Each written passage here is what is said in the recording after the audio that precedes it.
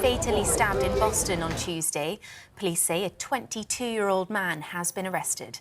We'll bring you more on this developing story on GB News later. Former Tory leadership contender Tom Tugendhat has thrown his support behind Liz Truss in the race to become Prime Minister.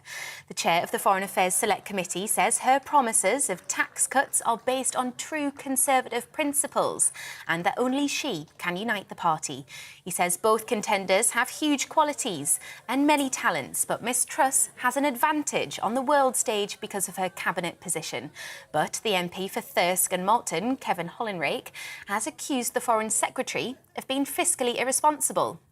I mean, there's no doubt Liz Truss is spending an awful lot of money. We've already got a deficit on day-to-day spending of about £44 billion a year, and Liz's promises on tax cuts and green levies and the like amount to another £55 billion a year. That's £100 billion a year deficit. You've got to, if you're going to cut taxes, you've got to fund those tax reductions. Spain has confirmed Europe's second death linked to monkeypox, raising fresh concerns about the virus. In the UK, efforts to vaccinate people are ramping up, with huge queues seen outside Guy's Hospital in central London. Nearly 2,500 cases have now been confirmed here, with most of them in England. Scientists have warned the window is closing to stop the spread of the infection, with global cases doubling every 2 weeks. Cocaine with an estimated street value of £40 million has been seized at a port on the Thames. More than half a tonne of the Class A drug was smuggled into the country from Colombia, hidden in boxes of bananas. The National Crime Agency says a boat, which was en route to the Netherlands, was intercepted at London Gateway on the Essex coast. Rail services are being severely disrupted following the latest round of industrial action. Thousands of drivers from 7 train companies have walked out as part of a series of strikes over pay and conditions. It's affecting football fans travelling to opening games in the English leagues, as well as people trying to get to the Commonwealth Games in Birmingham. The RMT Union's former Assistant General Secretary, Steve Headley, told GB News there are a number of steps the government must take to resolve the dispute. People will just not sit there and let their homes become cold because they can't heat them, because they've got no gas, because we've got profiteering companies. And the answer is quite simple. The government have to legislate, the government have to nationalise these companies, like France has just done with EDF, and they've got to make sure that this inflation crisis is brought under control. In a major shake-up of the youth prison system, the government is building the UK's first secure school for young offenders. It will house some of the most dangerous criminals in the country, aged between 12 and 18, including those who've committed murder. Justice Secretary Dominic Raab, who's visited the site in Rochester in Kent, says the radical change in approach aims to break the cycle of crime. That with this particularly tough to reach young group, it is the key to giving them an opportunity to turn their life around and fundamentally reducing the very high levels of reoffending from young offender institutes, and that will keep our streets safer. Ukraine's president is calling for Russia to be recognised as a state sponsor of terrorism. It's after more than 50 prisoners of war were reportedly killed when a detention centre was hit by a missile. President Zelensky has asked for the United Nations and the Red Cross to be allowed in to investigate the deaths. Moscow is blaming Kiev for the attack, but Ukrainian MP Lisa Vasilenko says there's evidence to prove otherwise. Well, it's just a mystery, really, how the Ukrainian prisoners of war were all killed and the Russian prison guards remain alive and without so much as a wound or an injury to them. So I think that answers the question for the whole world: who is guilty and who is behind this attack on the prisoners of war detention center. This is GB News. We're bringing more news as it happens now. Let's return to Nana.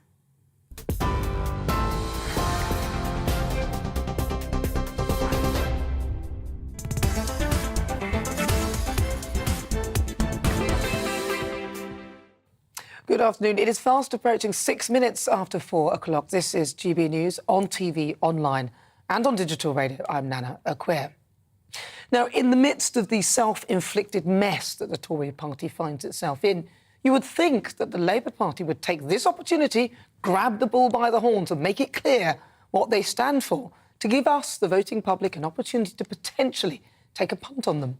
Surely this is the perfect time for the Labour Party to stake its claim and clarify some policies, to give us a clue so those of us who feel potentially and politically homeless can consider them as a viable alternative as we watch the Conservatives eat themselves from the inside out. But the Labour Party simply have no policies. This week, Sam Tarry, Angela Rayner's boyfriend, appeared on the picket line in solidarity with the striking rail workers. He dared to get off the fence and pledge his support for a policy, yes, to keep public sector pay in line with inflation. He did a string of TV interviews to confirm his stance, but he was immediately sacked from his post by Sir Keir Starmer for making policy up on the hoof. This is Sam speaking to LBC about his sacking. Many of my colleagues from many different wings of the party are supporters of the trade union movement. There have been a mixture of views about whether or not we should have been on the picket lines today or not, but all of them would fully understand that collectivism, in terms of the values that we have as Labour Party MPs, means standing in solidarity with people, particularly low-paid workers. Now, I don't necessarily agree with him, but at least he was prepared to come out and say where he stood for, and dare you ask a member of the party a question regarding their stance. This seems to be the standard reply. With trade unions. I take your point. I'm just struggling to understand why the Labour Party can't say whether or not it thinks that workers, rail workers in this case, deserve an inflation-matched pay rise. It's not a difficult question. And for a Labour Party, surely you're going to have to develop a position on that. That's for their trade union to negotiate. But you're the party that wants to be in government. If you're in government, you would have to take a position on that. You deserve pay rises, but I'm not going to cut across what is the matter for negotiation at this moment. So what is the point of the Labour Party? Labour's longest-serving leader, Tony Blair, abandoned the working class with his policies. Jeremy Corbyn did an about-turn on Brexit and decided, despite all his previous anti-EU rhetoric and the party's core working-class base supporting it, that he would also go the same way and abandon the party roots and denounced Brexit, thereby losing the support of the loyal so-called Red Wall, who, until Boris came along, it seemed ingrained in their DNA to vote Labour. Sir Keir Starmer is remaining quiet. He doesn't want to expose the rift between the two factions, a deep cavern dividing the Guardian-reading liberal elite London-centric wing from their working-class trade union base that built the party and still offers heavy funding towards it. The lack of clear, coherent policy and the excuse that it's impossible to give clear guidelines because they aren't in government will not wash with the British public. It is time for Sir Keir Starmer, who many claim has integrity despite potentially lying about Beergate, in my opinion, although he was cleared by the police over it, to be honest to the British public. So I ask again, what does the Labour Party stand for? What are their policies?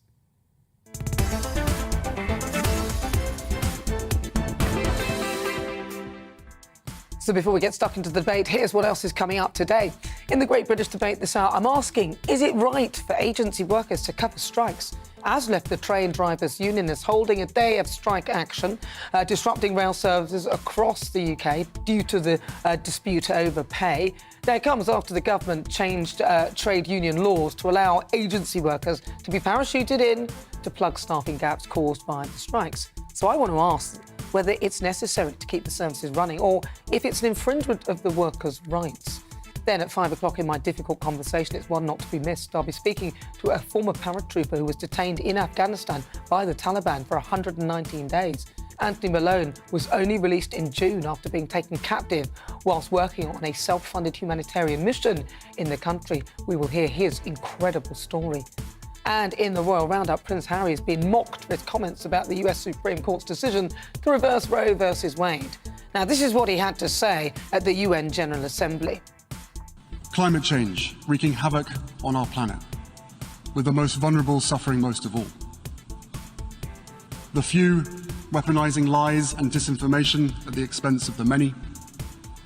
And from the horrific war in Ukraine to the rolling back of constitutional rights here in the United States, we are witnessing a global assault on democracy and freedom, the core. Dearie, dearie. We'll get the latest from the royal family with Charles Ray at 4:50. That's coming up in the next hour. As ever, tell me what you think on everything we're discussing. You can email gbviews@gbnews.uk or tweet me at gbnews.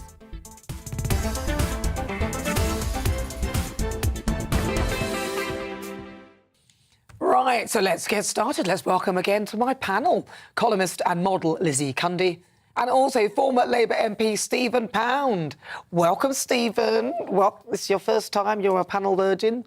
Indeed, I'm just about standing after that excoriating assault on the party I love. He was steaming. I could feel the steam. There was steam coming out of his head. So, Stephen, welcome. Well, I'll let you go first then. I mean, look, they haven't got any policies. It's not just me saying that.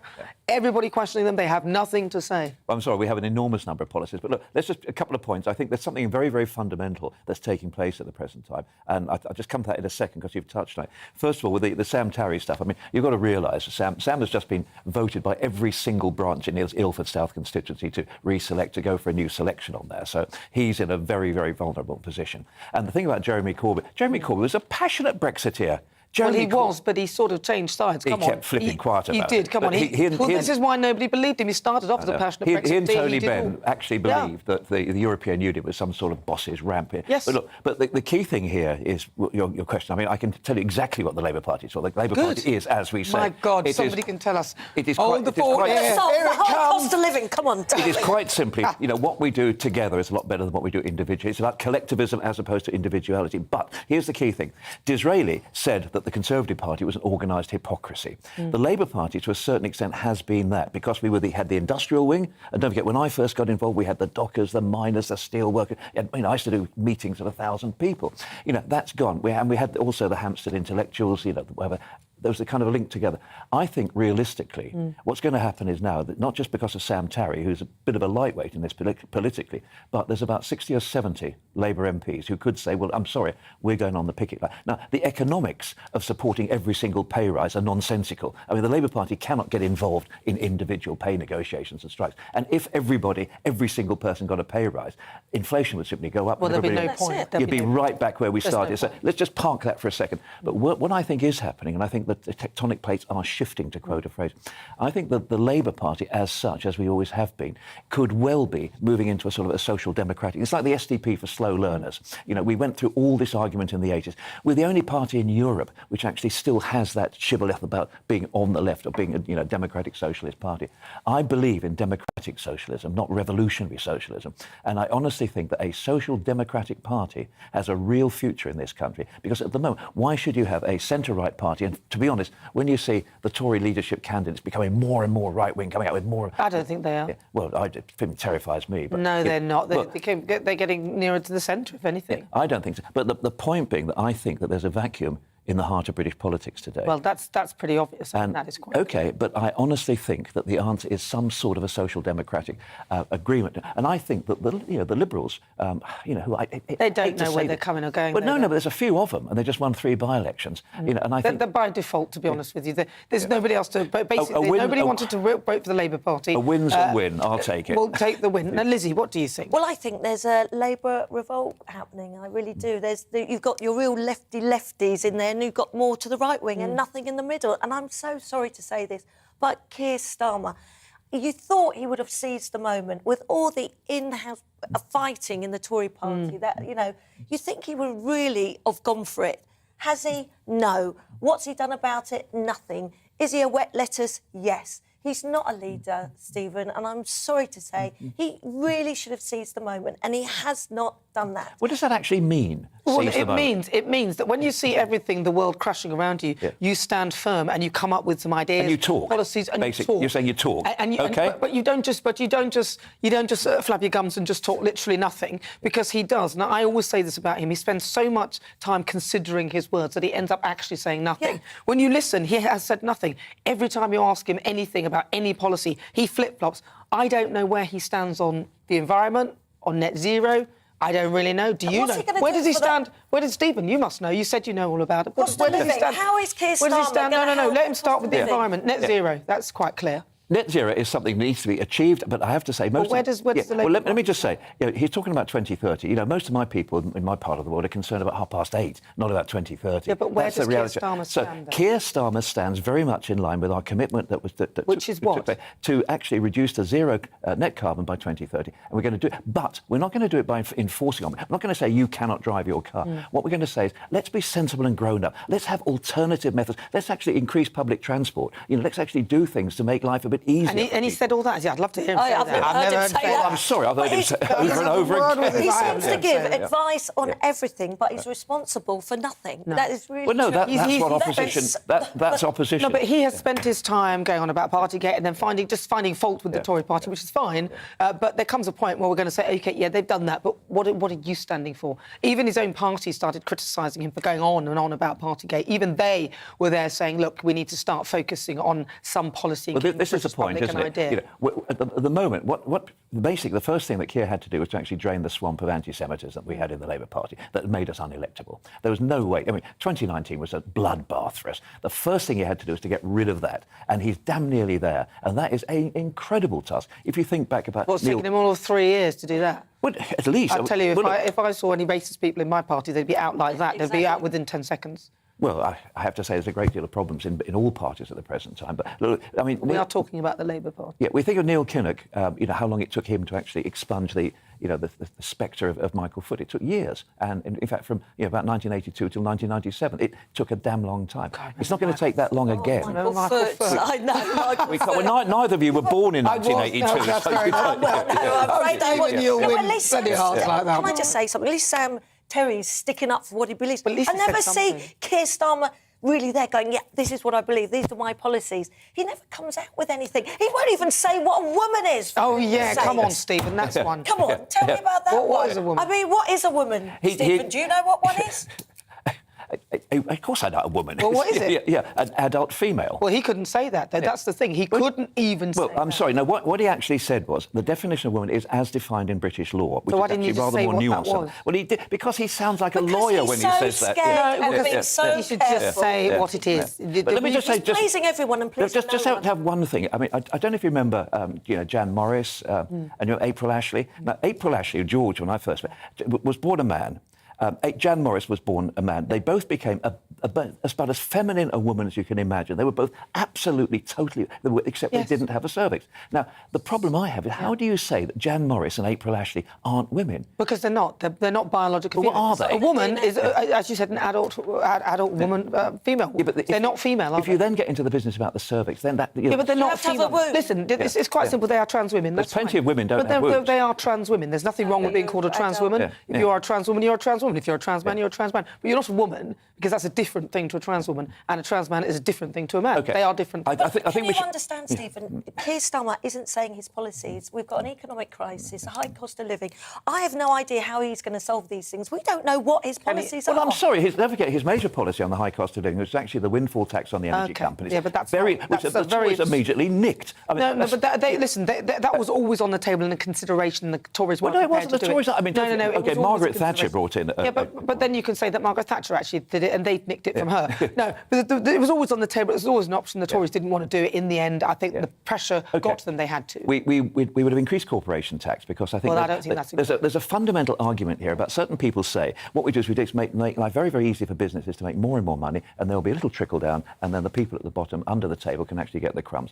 That's the fundamental difference in economic terms between us in the Labour Party and the Tories. We don't believe that there's a sort of philanthropic business world out there that's going to actually go out and say we're making far too much money. Please take some away. So you think Sir Keir Starmer would have said that we'd increase corporation tax? He did. So that's what. So when did he say that? He said it on at least 3 different occasions. Is that recently? I can't remember the exact date. It was about he made it in the last session of Parliament. If you remember, the last but one Prime Minister's questions. So he said, so that's one policy. Well, that's great. At last we managed to fish one out. Oh, God. Obviously one that we're not going to go with. He's not a strong... And hang on say that you nicked that from Rishi Sunak. There's also work with the French government about to do something sensible about them. Well, that's obvious. Nobody else is doing it. The Tories aren't doing it. But it doesn't work. But it doesn't work one way. It works both ways. The French need to cooperate as well. It's all very well you saying, we're not working with the French, but actually the last time I looked, the French were given a lot of money to try and help with the border situation. And then when we last looked, I know that money wasn't allocated for the and the French were being inept. we're talking about... Well, no, but if we're talking about cooperation, then not fully manning the booths in Dover... The French are saying, pure and simple, look, it's not our problem. Why are we having to pay for extra customs officers? When you come to Heathrow Airport, there's only about 4 or 5 of the booths that are staffed anyway. So I think the French have said, you've left Europe. Why do you expect us to suddenly have to put all these extra staff on? It's not because we... Look, listen, we can negotiate... Just as well I'm not standing for election, because sticking up for the French would have cost me my seat. Well, listen, I don't blame the French for anything in particular. I just think that everyone needs to be a bit more grown up on that score. Well, if you just joined us, this is GB News on TV, online and on digital radio. I'm Nana Akua. After the break, it will be time for our Great British Debate. No, that wasn't it. I'm asking... What was that? Is it right for agency workers to cover strikes? And the government repealed legislation banning temporary workers being brought in to plug staffing gaps caused by strike action last week. And with ASLEF causing disruption today with a day of action, I want to ask if it's right for agency workers to be brought in. Send me all your thoughts. You can email gbviews at gbnews.uk. Tell me what you think. You can also tweet at GBNews. We've got a poll up right now asking, is it right for agency workers to cover strikes? Cast your vote now. We'll be back after the weather. This evening's weather, and the UK is looking cloudy with patchy rain and drizzle in the north and west. Let's take a look at the details. A dry evening for some across southwest England, but light rain will affect Cornwall and parts of Devon. Generally cloudy, but some brighter spells further east. Across London and southeast England, it will be a dry end to the day. A mostly cloudy evening, just the odd bright spell. A grey and damp evening across Wales with rain and drizzle moving in from the west. This will generally be light in nature. Across to the Midlands, it will be a rather cloudy end to the day, though there may be the odd bright spell. Some light rain and drizzle will affect western parts of the region. This evening across northeast England, there will be some patchy light rain around, but it will be a dry evening for many east of the Pennines. Mostly cloudy, though, with limited brightness. Generally dry to the end of the day across southern Scotland. The odd spot of rain and drizzle in the northeast, though. There will be some late evening brightness in the southeast. A dry evening for Northern Ireland once any lingering light rain and drizzle has cleared away from the eastern coast. It will remain mainly cloudy, though, to the end of the day. Rain will affect Wales and central England with some heavy bursts at times, a warm and humid night in the south. And that's how the weather is shaping up overnight until tomorrow morning.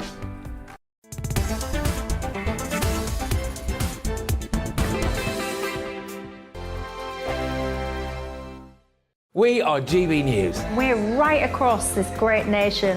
On TV. On radio. On digital. Absolutely everywhere. We don't talk down to you. We embrace all voices with honest and civilised conversation.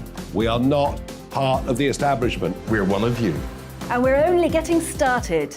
Join us on GB News, the People's Channel, Britain's news channel.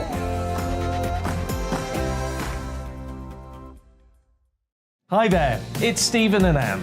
At breakfast from 6 a.m, you'll always be caught up with everything you need to know, the latest headlines, opinions and debates. We'll bring you the good news and the bad, but most of all, we're here for you. Remember, send in your views and let us know what you would like us to talk about. That's because we're your news channel. And every morning at 6 a.m, it's breakfast on GB News. My name's Tom Harwood and join me 9:30 a.m. every weekday for The Briefing, your one-stop shop for everything you need to know about what's going on in politics today. I wonder if this is a deal that might need to be like the biscuits in this factory, twice baked. Is there not an opportunity here to win out against the extremes? Tom Harwood, GB News. What are you going to do about it? Things should have been done differently, and they certainly are being done differently. Don't miss it. The Briefing with me, Tom Harwood, 9:30 Monday to Friday on GB News. Where would you like to go? Just take me to the studio, please, mate. You know where you're going. I've got a show to do. Friday Night Feast on GB News, 7 p.m. And it's like nothing you've ever seen before. We take a different angle on the week's biggest news stories. The viewers and listeners set me some absolutely mad challenges to do. We tried to rehome a rescue dog. And yes, there's some other wacky stuff in there as well. I feel like I could take on the world. Well, that's that. Friday Night Feast with me, Patrick Christie's, every Friday, 7 till 9 p.m. on GB News. Be there.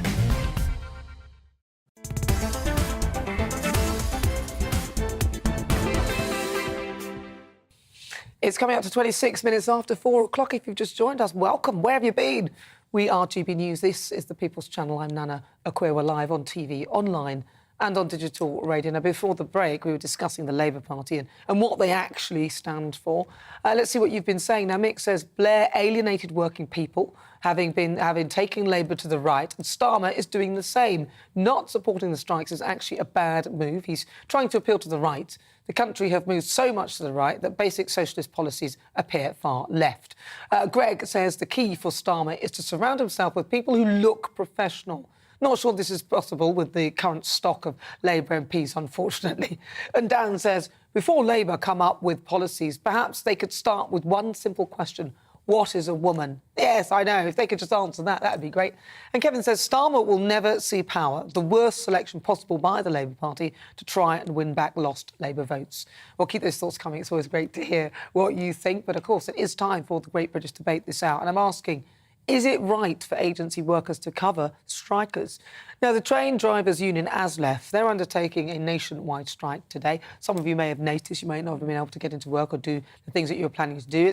It's of course, causing disruption to rail services across the United Kingdom, and it's because of a pay dispute in the main, with the union drawing attention to the fact that drivers have had a real terms pay cut over the last 3 years, as we all have, actually.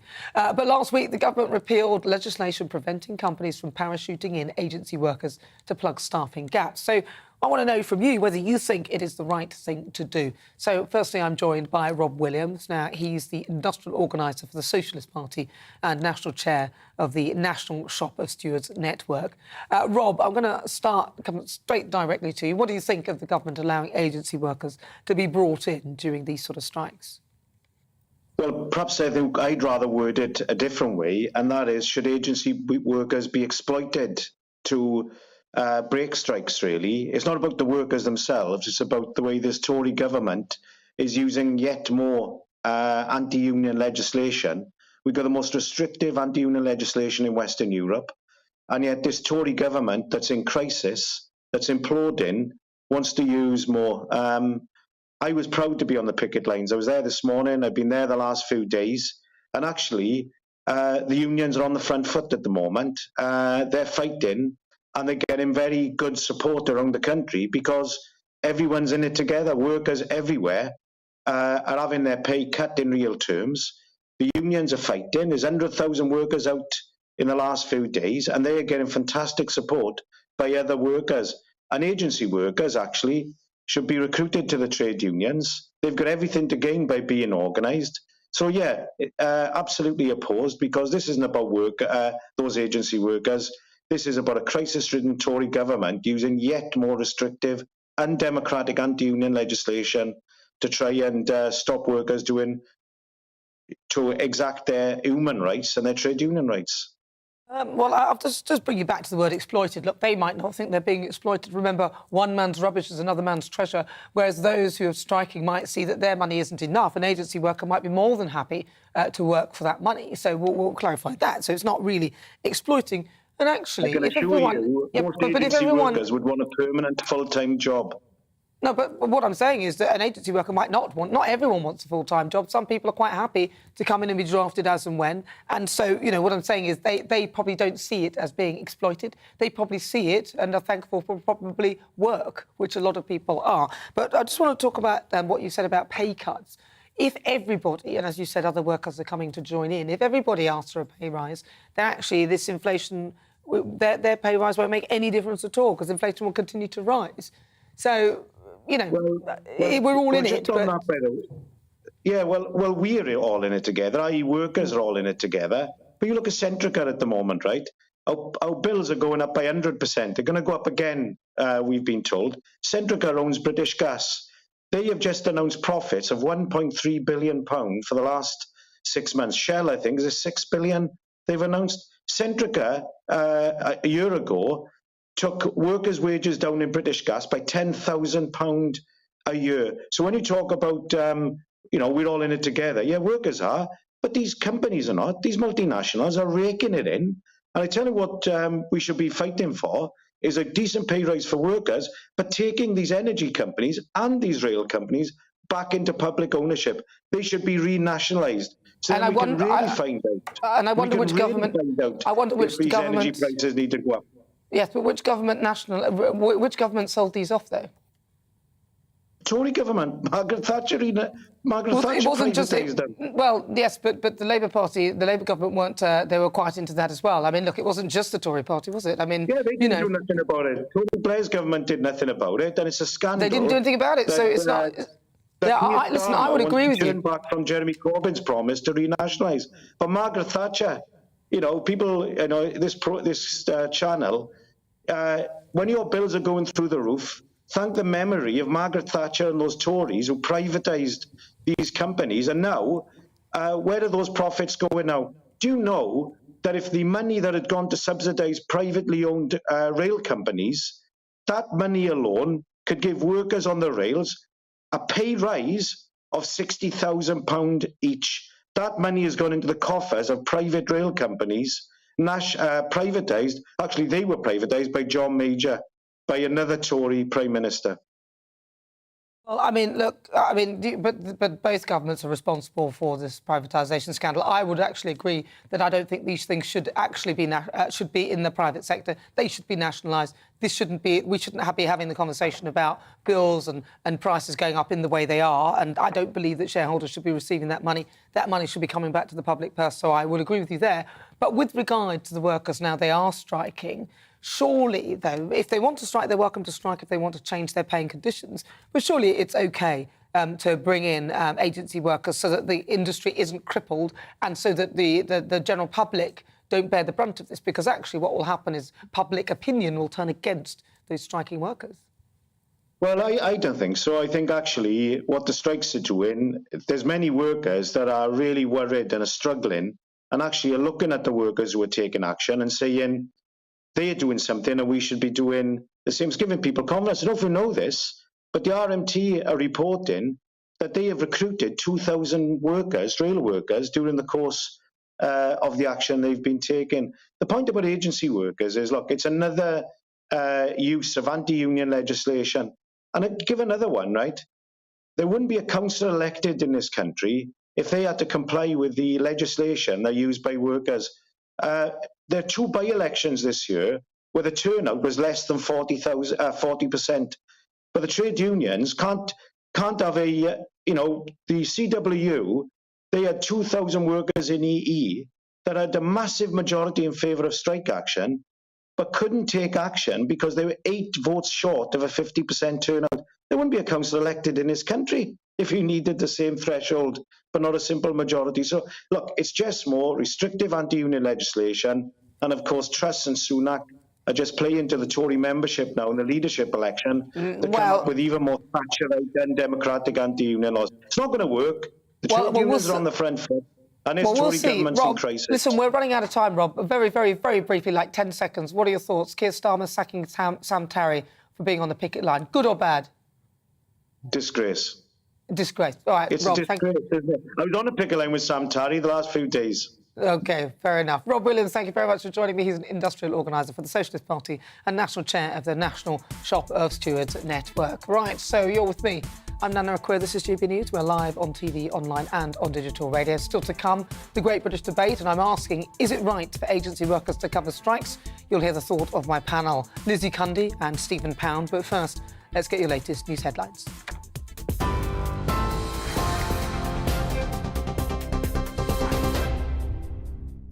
Nana, thank you. It's just gone 4:34. I'm Bethany Elsey in the GB newsroom. A 22-year-old man has been arrested on suspicion of murder following the death of 9-year-old Lilia Valutitier, who was fatally stabbed in Boston on Tuesday. Lincolnshire police say the man was detained following a combination of intelligence and information from the public. Former Tory leadership contender Tom Tugendhat has thrown his support behind Liz Truss in the race to become Prime Minister. The chair of the Foreign Affairs Select Committee says her promises of tax cuts are based on true Conservative principles and that only she can unite the party. Efforts to vaccinate people against monkeypox are ramping up, with huge queues seen outside Guy's Hospital in central London. Nearly 2,500 cases have now been confirmed, with most of them in England. It comes after Spain reported Europe's second death linked to the virus.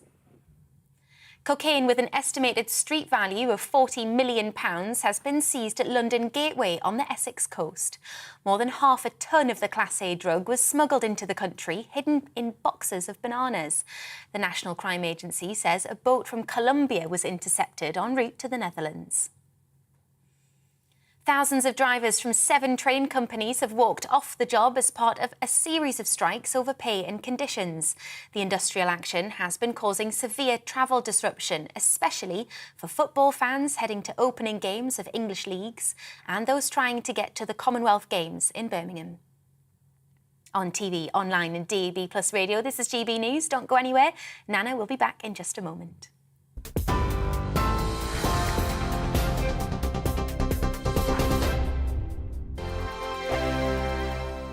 We are GB News. We're right across this great nation.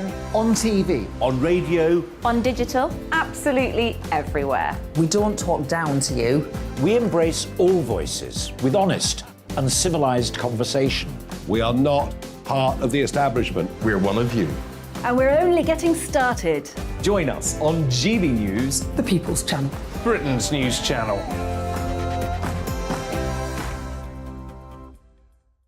Hi there, it's Stephen and Anne. At breakfast from 6 a.m, you'll always be caught up with everything you need to know, the latest headlines, opinions and debates. We'll bring you the good news and the bad, but most of all, we're here for you. Remember, send in your views and let us know what you would like us to talk about. That's because we're your news channel. And every morning at 6 a.m, it's breakfast on GB News.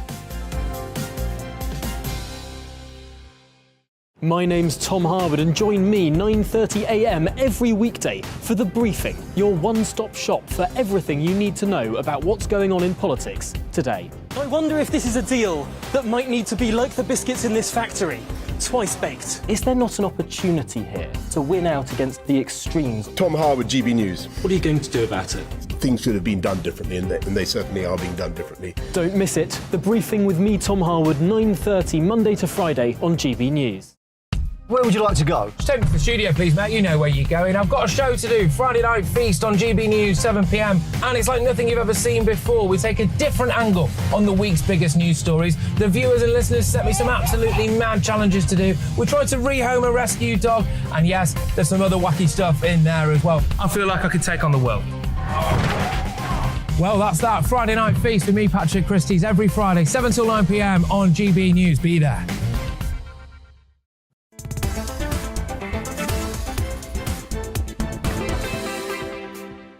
It is fast approaching 39 minutes after 4 o'clock. Welcome. This is GB News. I'm Nana Akua. We're live on TV, online and on digital radio. Don't forget, you can download our GB News app. It is totally free. You can access all the shows here on the channel. Now, before the break, we were discussing the Labour Party and what they actually stood for. Let's take a look at what you've been saying. Mick says Blair alienated working people, having taken Labour to the right. Starmer is doing the same. Not supporting strikes basically is a bad move. So lots of you are talking about that. You've talked about Keir Starmer surrounding himself with lots of socialist people and all that kind of thing, which is probably not the best stance for the Labour Party. Now, we're also coming up, though, Prince Harry, he's been doing all the rounds again. We'll be talking about our royal roundup. So stay tuned for all of that. But now it is time for the Great British Debate this hour, and I'm asking, is it right for agency workers to cover strikes? The Train Drivers Union, ASLEF, is undertaking nationwide strike action today. It'll cause, obviously, disruption, as it has been doing across the country, and all because of a pay dispute. The unions are drawing attention to the fact that drivers haven't had a real pay rise for the last 3 years. But last week, the government repealed legislation preventing companies from parachuting agency workers in to plug in the staffing gap. So I want to ask you whether you think it was the right thing to do. I'm joined now, we spoke to Rob Williams earlier from the Socialist Party, who gave us his thoughts, but now joining me to discuss more on my panel, Lizzie Cundy, thank you very much, Lizzie, for joining me, and also Stephen Pound. Right, so what do you think then? I've got to... Okay. Shall I come straight to Stephen? We know what he's going to say. Come on. No, you don't. Let me just tell you a couple of interesting facts.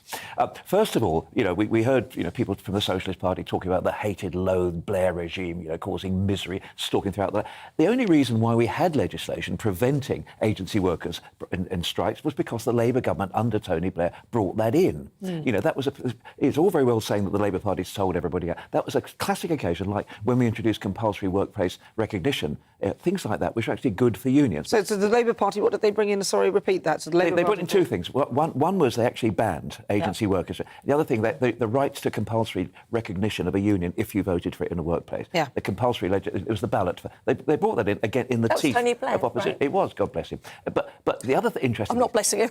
Didn't mean either. In all honesty, do you think that at this moment in time there are people in job centres dotted around the country with the skill to drive an intercity train, waiting to pop it and take the jobs? Well, no, we're not saying that at all. No, you're talking about. We need to get the nation moving, though. We can't be held to ransom. I'm sorry, Stephen. And we've just had a pandemic. People need to work, and they're actually stopping the working class man from going to work. They totally lose sympathy with those they're trying to help. One of the reasons why the revenues have actually fallen on the buses and the trains and the tubes is because more and more people aren't going into work. They're working from home. We've got a big fundamental shift there. But the reality of the situation is to actually drive a tube train in London, which is obviously my part of the world, with a couple of thousand people on board, you know, imagine you're going to take somebody whose previous job's been stacking a shelf or packing for Amazon and put them in charge of that. It's a nonsense. And in all honesty, if you did that, then you would accelerate the process because you cannot force people to work. And it's all very well saying that we'd introduce ballots and stop people. People just throw a sickie and just ring and say, but let's just go back because actually during the pandemic, where obviously there was very little transport because people weren't going to work, these workers were subsidised by the Great British Public and taxpayers. By the government, directly. Yes, but that is the Great British taxpayer. Indeed, the government has no money. But the government is the Great British taxpayer, precisely. who is actually the person who's receiving now this bad service from the rail service, who are complaining that they haven't had a pay rise, when yet we need to start thinking a bit more collectively, because in reality, a lot of people lost their homes, their jobs and everything during that pandemic, and we, the Great British public, supported the rail workers. So right now, with this cost of living crisis, this simply isn't really the right time. I actually think the timing is toxic. The timing is wrong. I don't mind, I accept people will go on strike, but I also do think that actually then we should be allowed to have agency workers covering strikes. And I don't think that Tony Blair did the right thing. Obviously, he would do that because he's a Labour person, that he would obviously ban that possibility, but I think it's the wrong thing to do. Well, people should be allowed to cover why are people wanting to go on strike at the moment? Because the cost of living is high, inflation is high. So one of the realities is that, and people are saying that the power companies, Centrica, the French companies, are making huge amounts of money. Right. Hit them with a massive great tax, reduce the energy cost, reduce the cost of living. That'll actually reduce the toxicity and actually draw out the poison. But we have to reduce inflation. That's the only way forward. And we do that by bringing taxes down all over the board, and then we can free up money for us to spend at shops. You've got price inflation. Sorry. No, but what I'm saying is that if we I'm not Rishi Sunak, by the way. I'll push you off the chair. He would never have got away with that. He isn't, because he's not wearing Prada shoes. Have you seen them? Anyway, the main thing is if we bring taxes down over the board, and then we're able then to free up the money to spend in the shops and so forth. We have to bring inflation down. And also, this is global. People are struggling globally. It's not just here. And I think strikes are so wrong. The timing's just toxic. People are needing to get back to work, especially after the pandemic, Stephen. When is Do a you good want a time? summer of discontent? Is that what you want? When is a good time to go on strike? Well, for me, there isn't. I think there should be negotiations and they can find a way.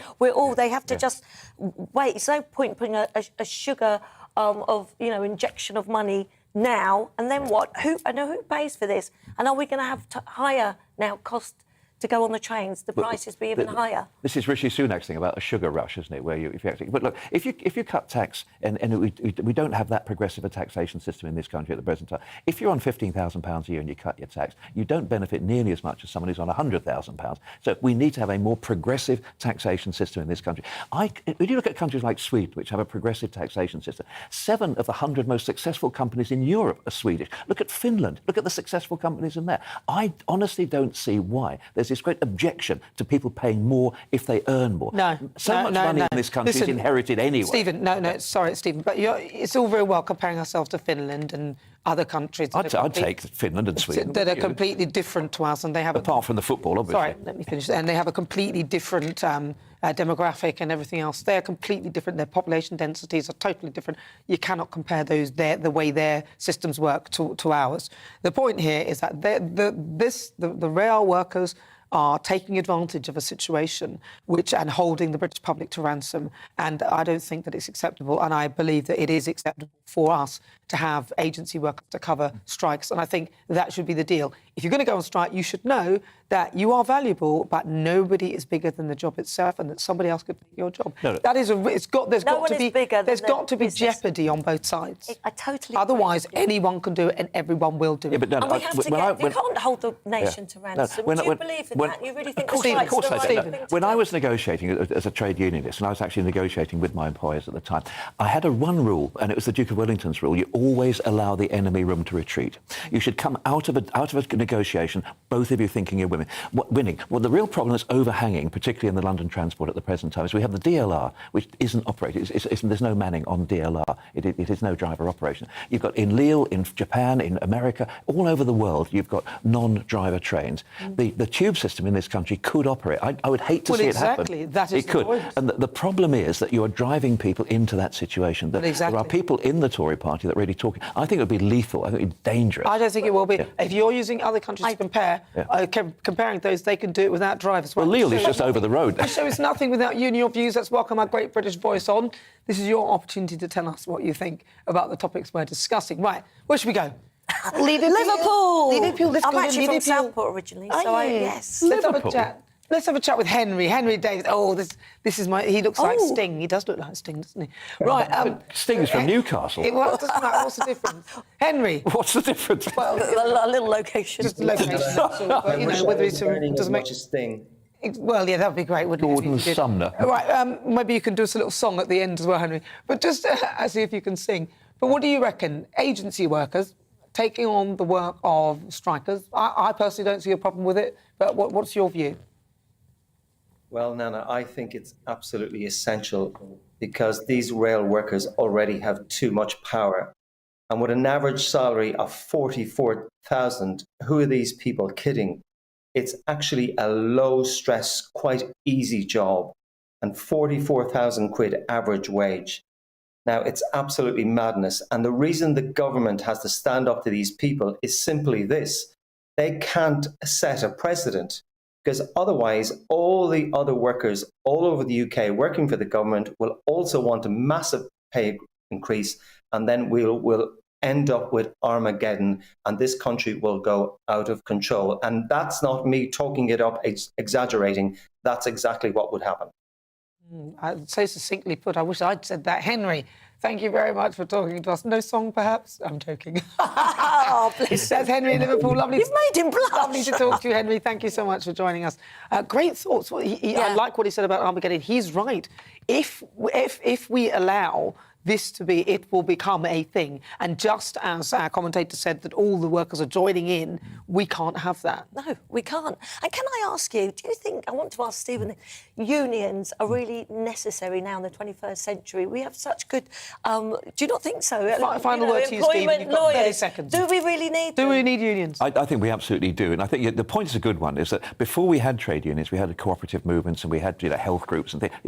Before we had the NHS, before we had the welfare state, unions had a specific role. Nowadays, they do have a collective role without a shadow of a doubt. But the thing that worries me about the unions like that, what about people working at Amazon who aren't in unions? They're going to get left behind. The RMT are going to get the pay rise. God help you if you're a shelf stacker. Well, that's the point. So do we actually need them? Listen, today I've been asking, is it right... Well, you didn't answer the question. Is it right for agency workers to cover strikes? Lots of you have been getting in touch with your thoughts. David says, I don't like the idea of employers being able to ignore the grievances of their employees. Well, I'm with you, David, but I also like the fact that agency workers could cover the slack if need be. James says, I think rail companies should sack those who are striking as they're holding the country to ransom. Let's see what Kate says. She says, this is ridiculous. I've had to cancel my trip to Birmingham for the Commonwealth Games. I'm so angry railway staff have ruined what was supposed to be a great day out. Bring in the agency workers.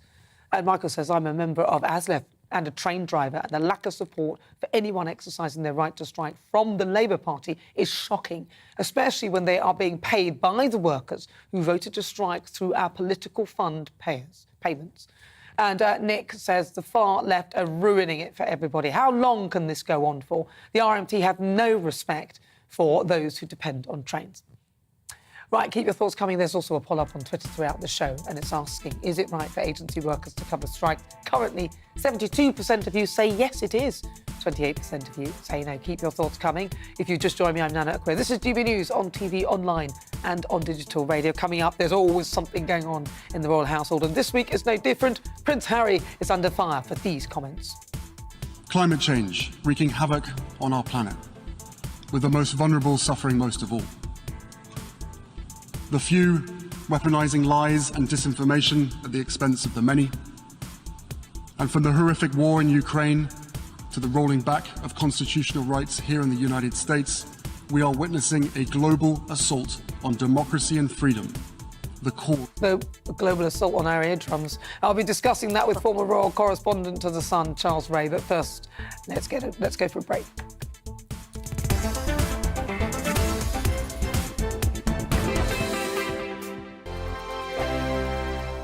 We are GB News. We're right across this great nation. On TV. On radio. On digital. Absolutely everywhere. We don't talk down to you. We embrace all voices with honest and civilised conversation. We are not part of the establishment. We're one of you. And we're only getting started. Join us on GB News, the People's Channel, Britain's news channel.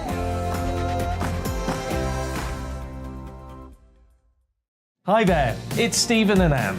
At breakfast from 6 a.m, you'll always be caught up with everything you need to know, the latest headlines, opinions and debates. We'll bring you the good news and the bad, but most of all, we're here for you. Remember, send in your views and let us know what you would like us to talk about. That's because we're your news channel. And every morning at 6 a.m, it's breakfast on GB News. My name's Tom Harwood, and join me 9:30 a.m. every weekday for The Briefing, your one-stop shop for everything you need to know about what's going on in politics today. I wonder if this is a deal that might need to be like the biscuits in this factory, twice baked. Is there not an opportunity here to win out against the extremes? Tom Harwood, GB News. What are you going to do about it? Things should have been done differently, and they certainly are being done differently. Don't miss it. The Briefing with me, Tom Harwood, 9:30 Monday to Friday on GB News. Where would you like to go? Just take me to the studio, please, mate. You know where you're going. I've got a show to do. Friday Night Feast on GB News, 7 p.m. And it's like nothing you've ever seen before. We take a different angle on the week's biggest news stories. The viewers and listeners set me some absolutely mad challenges to do. We tried to rehome a rescue dog. And yes, there's some other wacky stuff in there as well. I feel like I could take on the world. Well, that's that. Friday Night Feast with me, Patrick Christie, every Friday, 7 till 9 p.m. on GB News. Be there.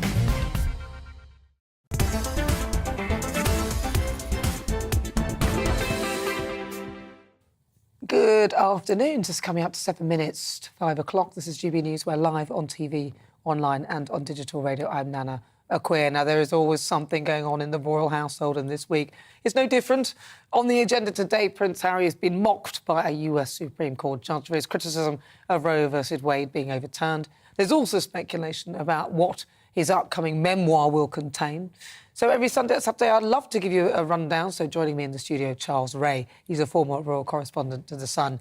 Right, so Charles, Harry criticising Roe versus Wade. Yes, I think he's gone a stage too far on a number of occasions. First of all, he should not be commenting on the politics of a foreign country in any case. He shouldn't even be doing it in the UK. He certainly shouldn't be doing it in America, where he is a visitor and all he's living there. And then he links it. He seemed to be linking it to the war in Ukraine. This Roe v. Wade decision, and it's quite wrong for him to do that sort of thing. And it doesn't. I'm sick and tired of Harry and his woke ways and everything that he does. And everything he says and does. Yeah. And I've said this to you before. Look, this lad, it was a great bloke.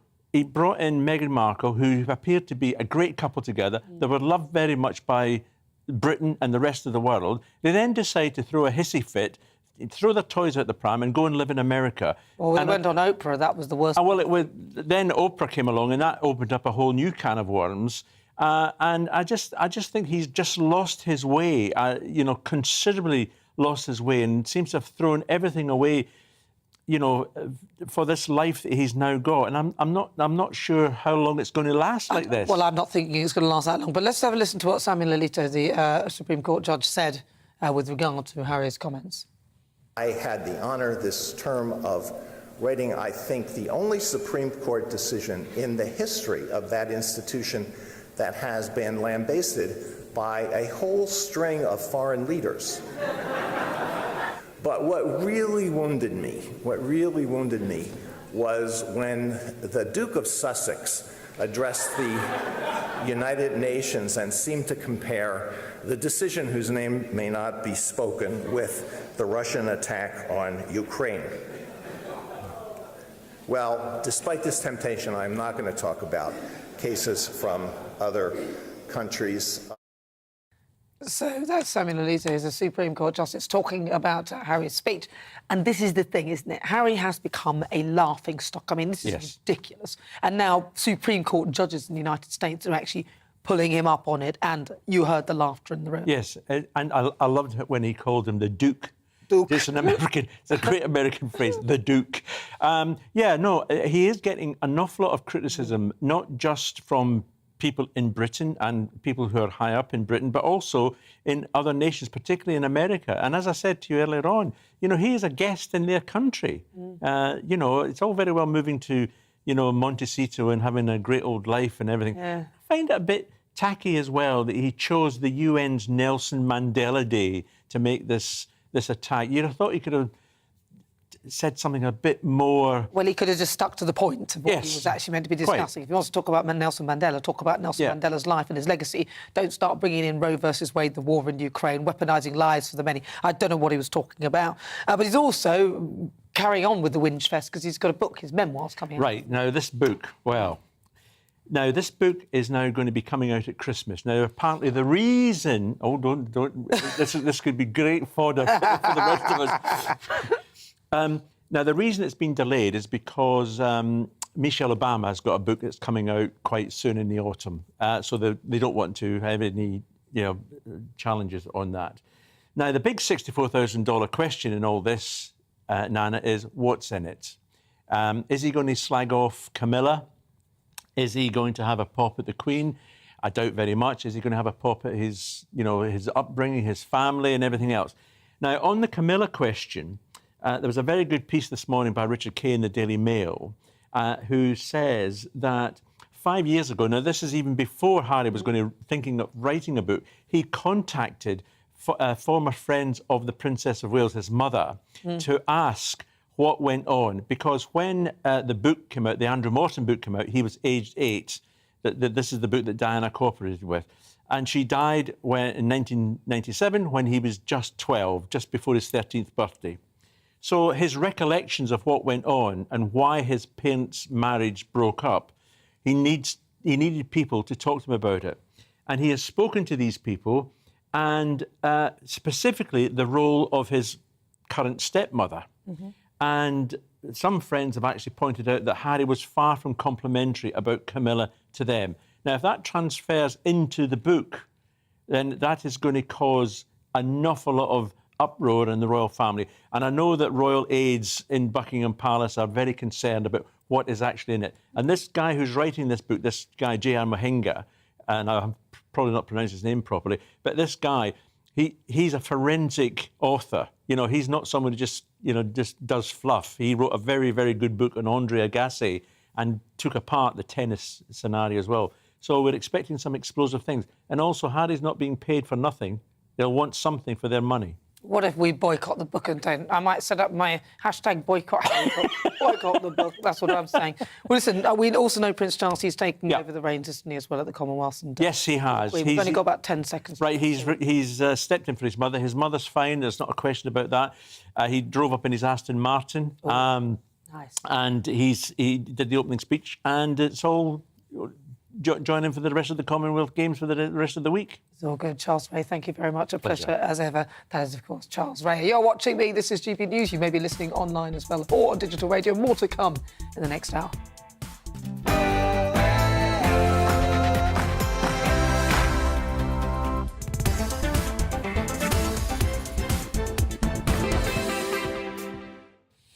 Good afternoon. It's just gone 5 o'clock. This is GB News. We're live on TV, online and on digital radio. I'm Nana Akua. Now, listen, on the way, difficult conversations. We'll be speaking to somebody who was held captive in Afghanistan. We'll hear his story, plus so much more. Also joining me, my panel, Lizzie Cundy, and also some fabulous stuff, Stephen Pound. Stay tuned. News is next.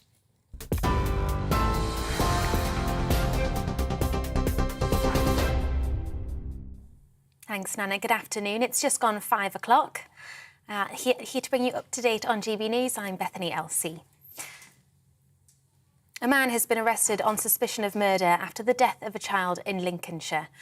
9-year-old Lilia Valitite was fatally stabbed in Boston on Tuesday. Lincolnshire police say a 22-year-old man is in custody. He was detained following information from the public. They say they're not looking for anyone else in connection with their investigation. Tory leadership contender Liz Truss says she's fighting for the support of her party members. Speaking during a campaign visit in Bromley, she welcomed Tom Tugendhat's endorsement. The chair of the Foreign Affairs Select Committee believes she will help unite the party.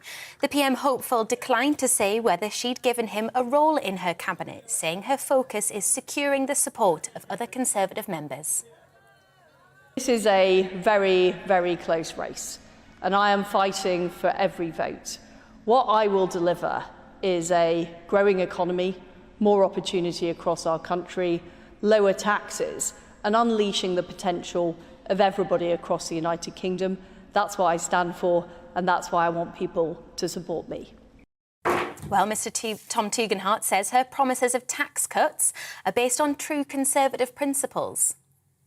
Well, I rebelled on the tax rises about a year ago.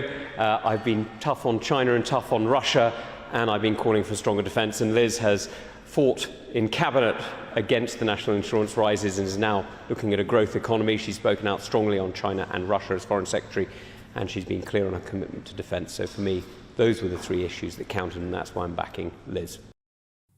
Spain has confirmed Europe's second death linked to monkeypox, raising fresh concerns about the virus. In the UK, efforts to vaccinate people are ramping up, with huge queues seen outside Guy's Hospital in central London. Nearly 2,500 cases have now been confirmed here, with most of them in England. Scientists have warned the window is closing to stop the spread of the infection, with global cases doubling every 2 weeks. Cocaine with an estimated street value of £40 million has been seized at the port on the Thames. More than half a tonne of the Class A drug was smuggled into the country from Colombia, hidden in boxes of bananas. The National Crime Agency says a boat which was en route to the Netherlands was intercepted at London Gateway on the Essex coast. Rail services are being severely disrupted due to the latest round of industrial action.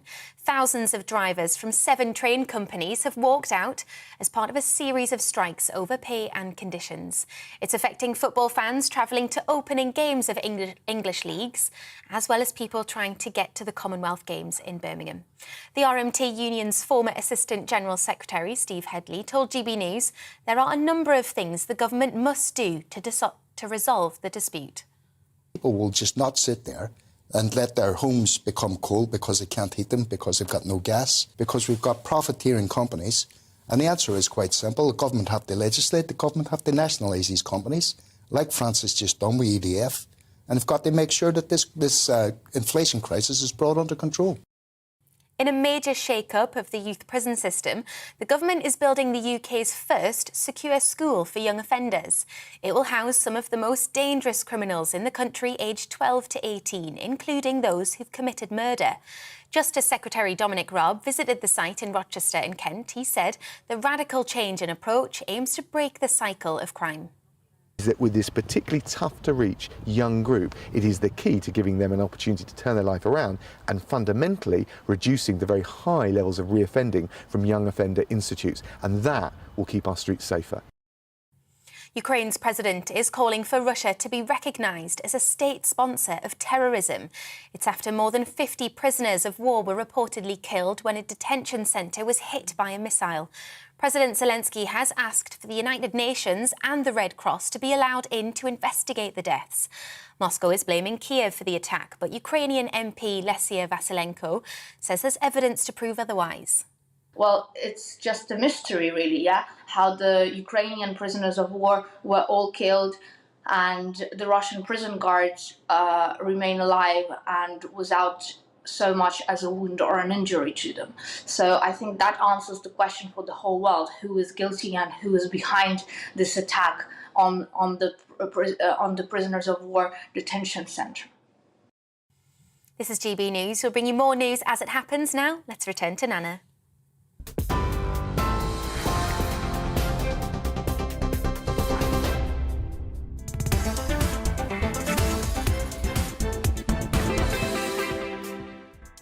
It's 6 minutes after 5 o'clock. Good afternoon. If you just joined me, where have you been?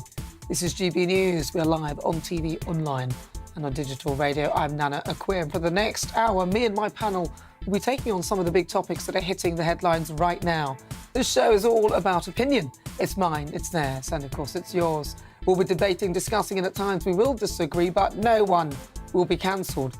So joining me today is former Labour MP Stephen Pound and columnist and model Lizzie Cundy. Now, still to come in a few moments' time, it'll be time for my difficult conversation. And today, I'm speaking to a former paratrooper who was held hostage by the Taliban, saw no daylight for 2 months. We'll hear his fascinating story in just a few moments. And in the Great British Debate this hour, I'm asking, has Rishi Sunak blown it? You saw the mansplaining. That was awful, wasn't it? But has he gone from bad to worse? The former Chancellor turned would-be Tory leader is trailing Liz Truss in the polls. In an effort to get more voters on side, he's today giving a speech on culture war issues. Could this be a desperate power grab? He says that he'll protect the words man, woman and mother and stand up to so-called woke nonsense. But is that enough to save his leadership bid? What do you think? And don't forget, as ever, we'll have our quick-fire quiz towards the end of the show. You can always email me with your thoughts on everything we discussed. gbviews@gbnews.uk or tweet me at gbnews.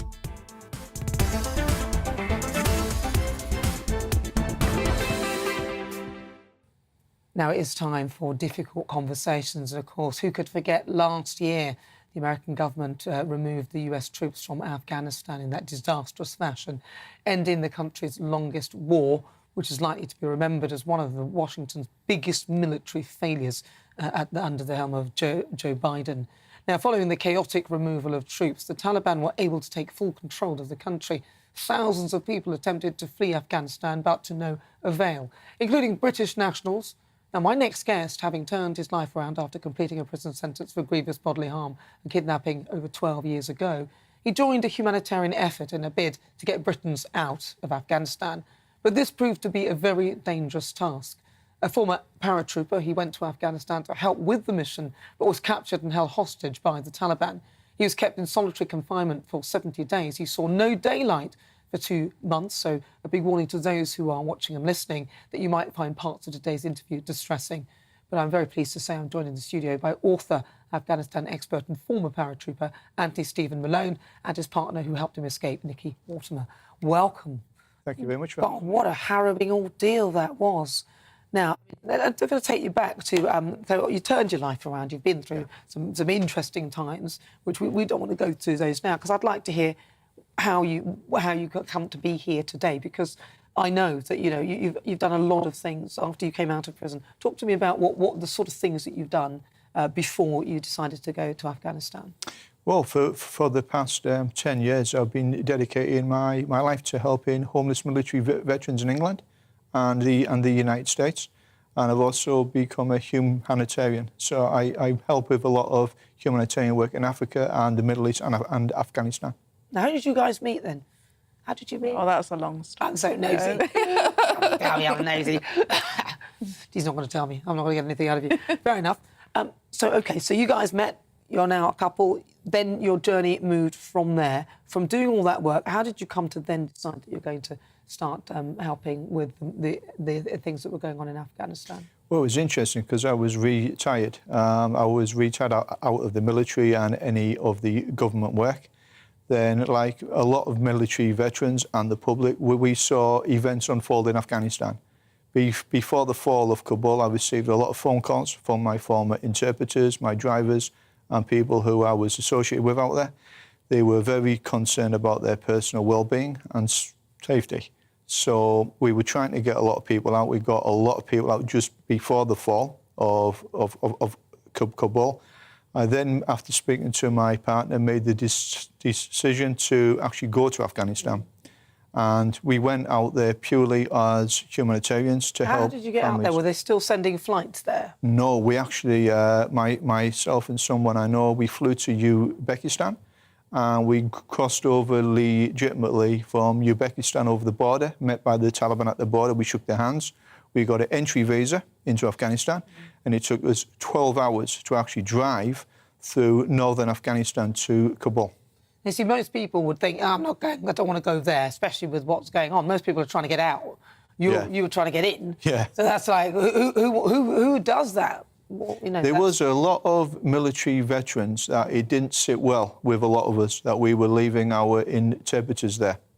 And some of these interpreters have got very young families. Some of them had children that were 2 and 4 years old. So I made the decision to go into Afghanistan. We helped get all of them to safety. In total, we actually got over 400 families to safety. Well, where do you go? So you imagine, you think, I think to myself, right, I'm going to go and help. Where'd you go? Do you go to the airport? How do you find out where these people are to help? We already knew a lot of these people anyway, but things escalated, the numbers. We only went in to help a couple of families. Then we intended to come out. The sheer numbers that we actually found in one meeting in Jalalabad, went into meetings that maybe 4 to 8 people might want our help. Turns out that there were 74 British passport holders, nationals, stranded in just that one town. That must have been that's awful, isn't it? I mean, it's very difficult to turn down help. When people have got young children and they've got a British passport, it's very difficult to say no to anybody. So we tried to help as many as what we could. The cute little children, the little eyes, you want to help them all and get them out of there. Well, yeah, exactly, yeah. That must have been, it must have been very tough. So you're doing this mission, you're trying to get these people out. Yeah. And then what happens? How is it that you become captured yourself? I was actually in Kabul for 3 months. So then in December last year, we were looking at a property. It was the former British ambassador's residence, which was owned by the local Afghan that was renting it. So we thought we might want to rent that as our property. While we were there, we were approached by a group of armed Taliban, asked what we were doing there. We showed them our identification, our passport, entry visas. We even had a letter, official letter, from the Afghan government, one of the ministers, saying that we were okay to be in Afghanistan. We were then asked to accompany the members of the Taliban to the Afghan intelligence headquarters to answer a couple of questions. We said, not a problem. We're not here to cause any issues.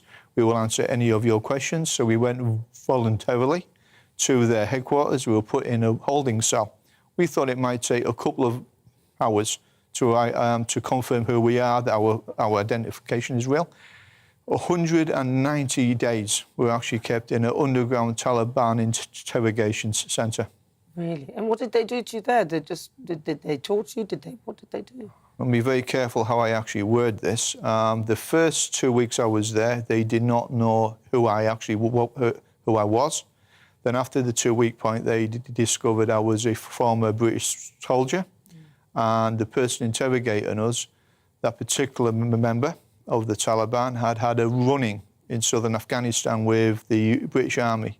So he had a personal grudge against pretty much anything that was actually from the West, particularly the British Armed Forces. As soon as you found out I was an ex-para, obviously it got a bit interesting at that point. Yes, I was ill-treated and beaten by this particular individual. He whipped my feet, and I picked up a lot of other injuries, including 6 cracked ribs as well. And Nikki, you must have been really worried about him. He's out there. Was he able to get word back to you? We had, after a while, we had an occasional phone call, didn't we? It was about 5 minutes, but they were not personal phone calls. They were very public. We were very aware that all the guards were listening in, and so you couldn't sort of have a private, personal conversation. It was literally just confirmation he was still alive, really. So, yeah, it was hard. You must have been desperate, really, with worry he was there.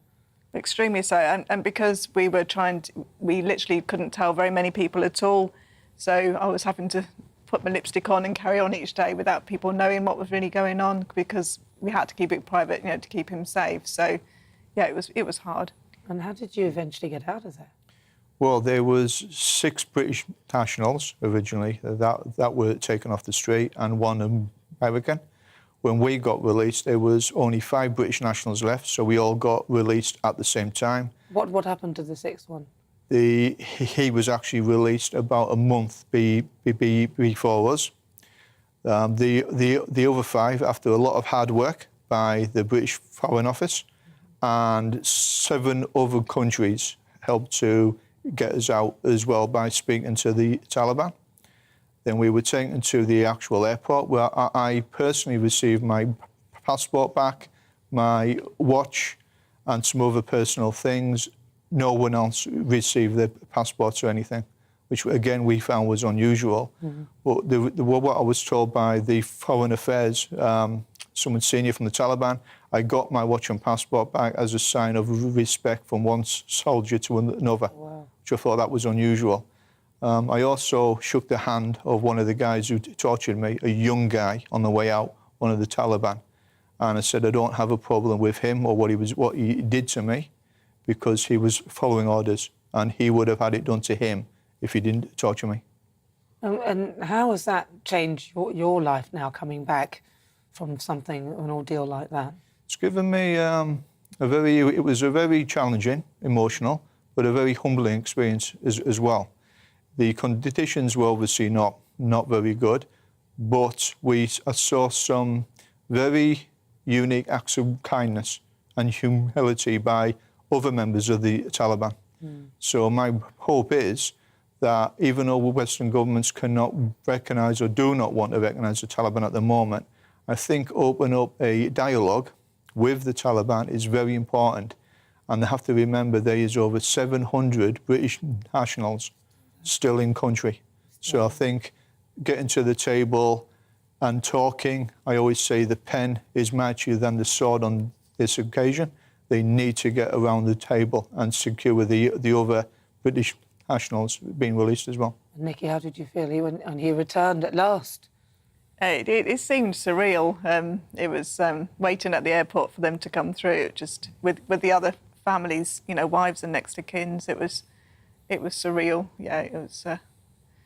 I'm glad you got back safely and that you guys have reunited. Yeah. And what are you up to now? What's your now I'm just taking some time off to recover and to heal as well internally.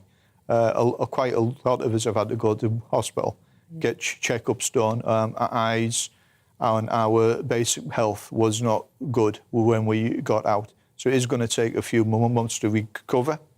But I still intend on continuing my humanitarian work and my work to help homeless military veterans in England as well. Well, I'm so grateful for you guys coming in to talk to me. It's really good to talk to you. Thank you for having us on your show. Thank you very much. That's really good to talk to them, isn't it? What an incredible story. That is, of course, Anthony Stephen Malone. He's an author and Afghan expert and former paratrooper, and his partner, Nikki Mortimer. Now, the Foreign Office advises against all travel to Afghanistan. They say there is a heightened risk of detention of British nationals. The British government may not be notified about such detentions. Communications with next of kin may not be guaranteed, and detention may be lengthy. There are currently no British consular officials in Afghanistan, and their ability to provide consular assistance is severely limited. You should not travel to Afghanistan. Well, if you just joined me, it's just fast approaching 20 minutes after 5 o'clock. This is GB News. I'm Nana Akua. Coming up, it's the Great British Debate this hour. I'm asking, has Rishi Sunak blown it? The former Chancellor's leadership bid seems to be tanking as Liz Truss has a clear lead over him in the polls among Tory members. But can he turn things around? We'll discuss that after the break. This evening's weather, and the UK is looking cloudy with patchy rain and drizzle in the north and west. Let's take a look at the details. A dry evening for some across southwest England, but light rain will affect Cornwall and parts of Devon. Generally cloudy, but some brighter spells further east. Across London and southeast England, it will be a dry end to the day. A mostly cloudy evening, just the odd bright spell. A grey and damp evening across Wales with rain and drizzle moving in from the west. This will generally be light in nature. Across to the Midlands, it will be a rather cloudy end to the day, though there may be the odd bright spell. Some light rain and drizzle will affect western parts of the region. This evening across northeast England, there will be some patchy light rain around, but it will be a dry evening for many east of the Pennines. Mostly cloudy though, with limited brightness. Generally dry to the end of the day across southern Scotland. The odd spot of rain and drizzle in the northeast though. There will be some late evening brightness in the southeast. A dry evening for Northern Ireland once any lingering light rain and drizzle has cleared away from the eastern coast. It will remain mainly cloudy though to the end of the day. Rain will affect Wales and central England with some heavy bursts at times, a warm and humid night in the south. And that's how the weather is shaping up overnight until tomorrow morning.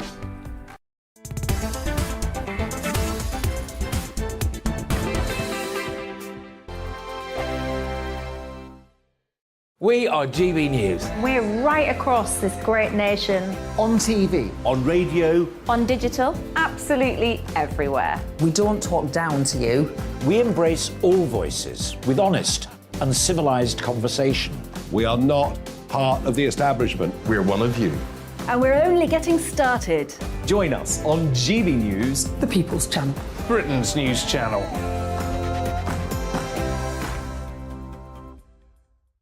Hi there, it's Stephen and Anne.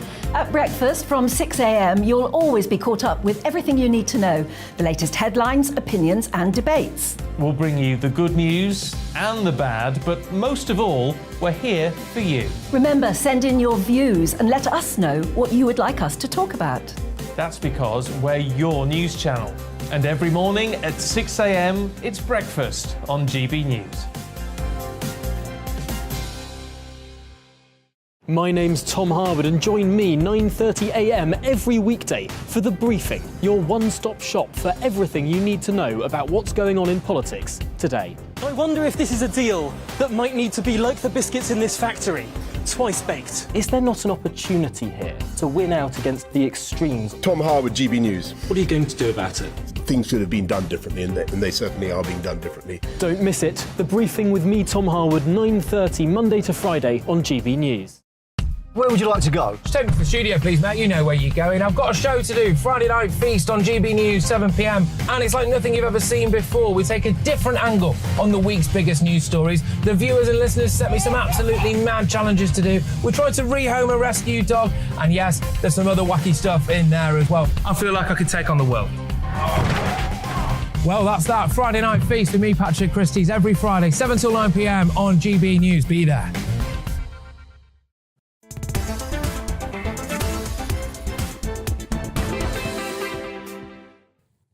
Good afternoon. This is GB News. We're live on TV, online and on digital radio. It's 24 minutes after 5 o'clock. If you've just joined me, where on earth have you been? We are GB News. We are the People's Channel. And it is now time for our Great British debate for this hour. I'm asking, has Rishi Sunak blown it? Now, he trails Liz Truss by by 24 points, which is actually quite a lot. That is according to a YouGov poll of Tory members. And today, in his latest attempt to draw voters away from Truss, Sunak, who previously said that he had little interest in tackling a culture war, told voters in West Sussex that if he becomes Conservative Party leader, he will put an end to woke nonsense. You see, he keeps rolling back by reviewing the Equality Act. Now, he's been accused of making U-turns throughout this campaign. Earlier this week, he announced that he would scrap VAT on energy bills to help with the cost of living, a measure which he previously refused to consider whilst he was Chancellor, after he stabbed Boris in the back. No, I'm joking. No, he did, didn't he? So I'm asking, in a leadership contest, many thought he would walk. Has Rishi blown it? So joining me in the studio is Richard Holden. He's the Conservative MP for North West Durham. So, Richard, Rishi Sunak. Hi. Now, we saw him when in the first TV interview or sort of debate type thing with Liz Truss, mansplaining. Now, this is what put a lot of people off at the beginning. Would you agree that he sort of did not do himself any justice in that interview? I think Rishi's been really clear that this is a leadership contest, which isn't just a leadership contest in opposition, it's about choosing the next Prime Minister. The economy is absolutely at the heart of it. And what Tory members are going to be deciding is who is best, day one, on the economy to be our Prime Minister. And I think it's pretty clear from what Rishi has been consistently pointing out throughout the campaign that we have to ensure that we are not putting there totally unfunded tax cuts, which are going to be there for the long term and damaging the economy. I think that's why Rishi's been doing 6 events today, all across the south of England. He's already been in the north of England, the Midlands. He'll be doing more over the next few days. He's been consistently putting across that message, and that message is really cutting through, I think, with Tory members. But he has been the architect of the tax policy to date, and it's not looked good. I mean, a lot of people say that his quantitative easing went on for way too long, and then a lot of people are saying that it's a very high tax idea that he's had, and that does not encourage growth, and a lot of people are predicting recession with his policies. So I think what Rishi's been very clear about is that we cannot have a situation where interest rates get out of control and rise because inflation's out of control. And now that's sadly what others in this competition are pushing for, though they're not worrying about inflation or those interest rate rises. We saw Patrick Minford, one of the big advisors to Liz, saying that we're quite comfortable with interest rates hitting 7%. Now, no, he didn't say that. Interest rates. rates. I've got to stop you there because he didn't say that. No, Patrick Minford actually, and he was actually on Dan Wootton Tonight a couple of days ago, and what he said was that Dan Wootton asked him very, very clearly about interest rates, and he said they should not go higher than 3%. Well, that was Rich. His articles. Well, he might be really U-turning now, just like other Rishi, just like other members in this campaign have done on their views on the monarchy, just like other people in this campaign have done on whether they think nuclear disarmament is a good idea, just like other people in this campaign. But I'm just correcting you on something because I heard it from Patrick Minford's mouth. He has changed his. If he changed his view, that's all well and good. No, but he hasn't changed his view. But he has, because he said he wanted to return. That was Rishi. He wanted to return to interest rates of 7%. No, that's normal interest rates are between 5 and 7%. It's written down. People can check it out online. No. People can check it out online. Yeah, but check out the facts. Yeah, that's what GBNews is meant to be about. Let's check out the facts. No, I'm talking about sorry, Richard. Interest rates of 7% would cripple the economy and drive and not just harm businesses, but also really hit households. Households in my constituency are already facing real pressure due to Russia's illegal invasion of Ukraine with rising fuel bills. Okay. What they couldn't cope with is really with interest rate rises, which would put hundreds of pounds a month on average mortgages. And for somebody in my constituency with a 125 grand mortgage, that's another £500-600 a month. Richard. No. Okay, but I hear that. But just to clarify, because Patrick Minford was actually on Dan Wootton Tonight and specifically said on the show that what he was saying that he was misrepresented by both the economists and also by Rishi Sunak, and that actually what he said was that he wouldn't expect it to rise, and he was very clear, above 3%. He said it very specifically. So just to put that to bed, we'll move on to the next point. He's said multiple different things on that. But I'm just saying the latest thing, 2 days ago. I believe you that he's definitely said that. We can move on. But previously he has said normal interest rates of 5 to 7% are what are to be expected. What really worries me about that is that actually for so many people in this country, we're in a very different position to where we were 30 years ago, when interest rates were in a very different place because the economy was in a very different place. Now we're coming from a situation of very, very low interest rates, and we've got to ensure that, and they are rising across the world. We can see that from what's happened in America, what we expect to happen in the UK this week. But we need to keep those rises as low as possible so that we don't push families and businesses over the edge. Well, that's true. Well, now I'm glad you mentioned families and businesses, because Rishi Sunak's plan was to increase business tax to 25% for those above £250,000, and that is not going to encourage investment in this country for bigger businesses. That's an interesting question, because what we've seen around since business taxes were lowered is we've not seen that investment going in either. What we need to see is, and this is only for the largest businesses, those making substantial amounts of money, so only the top 10% of businesses. Right. What we need to see is investment from those businesses. And Rishi has been very clear with things like the super deductor, which gives you actually a tax rebate if you invest in the UK. That's what we need to be pushing towards. That's what we need. We need businesses investing in the UK, because there's no point in them making money and then that money be going offshore somewhere. What we need to see is money being reinvested in the UK. Well, I think that's the key point on that. Well, and also, if you don't raise those taxes on those businesses, right, we've all got to pay for the extra support during COVID. One of the highest tax nations in the G7. We don't need to do that. We'll be right in the middle of the G7 in terms of corporate taxes with that. And also, if they invest in the UK, then they won't pay those high tax rates. But the key thing is that we have to also be sensible and balanced about the public finances. And at the moment, Liz's tax cuts, basically a massive tax cut for business there, is her flagship policy. I think that that's the wrong way to go. I think that if we're going to do tax cuts, we need to do what Rishi's been pushing over the last year, like raising the national insurance threshold to 12,500, which means that anybody in my constituency, and that's most of my constituents, earning less than 36,000 a year is going to see their taxes cut this year on their earned income. And I think that's where we need to go. Tax cuts for working people, not tax cuts for big businesses. Well, I'll stay right there because I'm going to have a brief chat by national newspaper editor and commentator Neil Wallace. Neil, you're a Conservative Party member. Neil, out of interest, who are you supporting? I haven't decided, actually. You haven't decided? Well, No. I mean, you've got high tax Rishi or cut tax Liz Truss. Who's looking the most appetising to you at the moment? With respect, I think that's slightly simplistic. I think that where I am attracted to Rishi, because I think he has done some good stuff on tax and the economy. I think you've got to look at it all in the round. You know, when we talk about interest rates and the impacts on them now on the costs of living, we need to remember this is within the context of a vicious war in the Ukraine and the after effects of the pandemic. So it's a bit simplistic to simply put it all down to some tax rises that Rishi Sunak has brought in. However, on the other hand, I do think that this election is about more than the economy. And what worries me about Rishi is that his experience is very narrow, whereas Liz Truss is a much more rounded political performer, and that she has experience in other areas that really will matter. So I'm trying to balance the two. I think that I'm worried about as a convinced Thatcherite, I'm worried about the idea of £30 billion in tax cuts straight away. Seems quite a lot to me. But she's saying some very positive things. And if you simply look at it as a realist, you would see that she is plainly pulling away at the moment. And I think that Rishi is struggling. And if I was to guess whichever way I chose to go, it's looking to me that Liz Truss is front by quite a long way.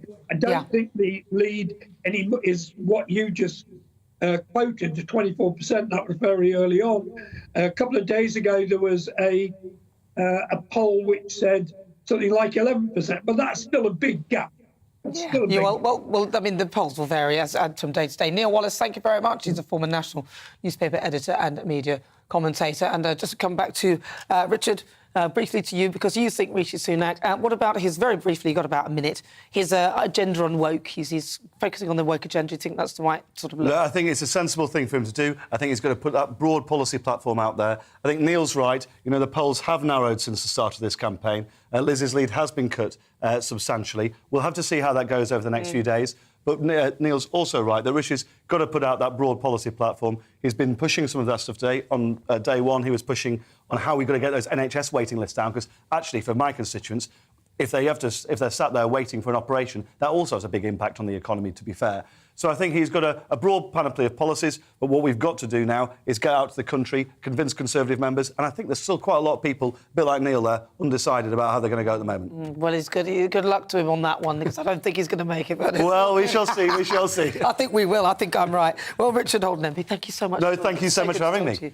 Right, if you just joined me, where have you been? This is GB News on TV, online and on digital radio. On the way, we'll continue our Great British Debate. I'm asking, has Rishi Sunak blown it? You'll hear the thoughts of my panel, former Labour MP Stephen Pound and columnist and model Lizzie Cundy. But first, let's get your latest news headlines.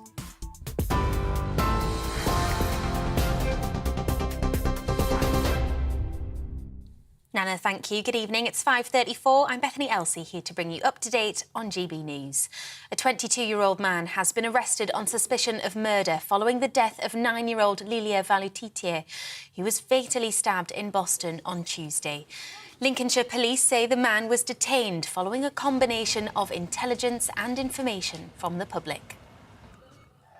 Tory leadership contender Liz Truss says she's fighting for the support of party members. Speaking during a campaign visit in Bromley, she also welcomed Tom Tugendhat's backing, but declined to say if she'd given him a role in her cabinet if she becomes Prime Minister. This is a very, very close race, and I am fighting for every vote.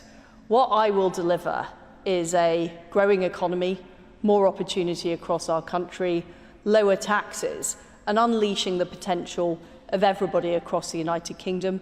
That's what I stand for, and that's why I want people to support me. Efforts to vaccinate people against monkeypox are ramping up, with huge queues seen outside Guy's Hospital in central London. Nearly 2,500 cases have now been confirmed here, with most of them in England. It comes after Spain reported Europe's second death linked to the virus. Cocaine with an estimated street value of £40 million has been seized at London Gateway on the Essex coast. More than half a tonne of the Class A drug was smuggled into the country, hidden in a box of bananas. The National Crime Agency says a boat from Colombia was intercepted en route to the Netherlands. On TV, online and DAB+ radio, this is GB News. Don't go anywhere. We'll get back to Nana in just a moment.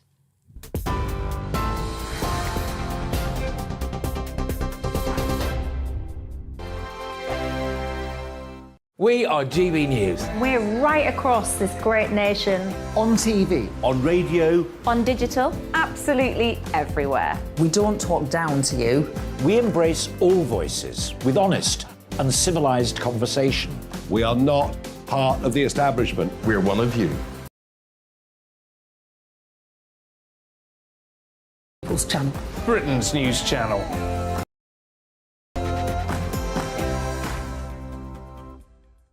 It's Stephen and Anne. At breakfast from 6 a.m, you'll always be caught up with everything you need to know. The latest headlines, opinions and debates. We'll bring you the good news and the bad, but most of all, we're here for you. Remember, send in your views and let us know what you would like us to talk about. That's because we're your news channel. And every morning at 6 a.m, it's breakfast on GB News. My name's Tom Harwood, and join me 9:30 a.m. every weekday for The Briefing, your one-stop shop for everything you need to know about what's going on in politics today. I wonder if this is a deal that might need to be like the biscuits in this factory, twice baked. Is there not an opportunity here to win out against the extremes? Tom Harwood, GB News. What are you going to do about it? Things should have been done differently, and they certainly are being done differently. Don't miss it. The Briefing with me, Tom Harwood, 9:30 Monday to Friday on GB News. Where would you like to go? Just take me to the studio, please, mate. You know where you're going. I've got a show to do. Friday Night Feast on GB News, 7 p.m. And it's like nothing you've ever seen before. We take a different angle on the week's biggest news stories. The viewers and listeners set me some absolutely mad challenges to do. We tried to rehome a rescue dog. And yes, there's some other wacky stuff in there as well. I feel like I could take on the world. Well, that's that. Friday Night Feast with me, Patrick Christie, every Friday, 7 till 9 p.m. on GB News. Be there.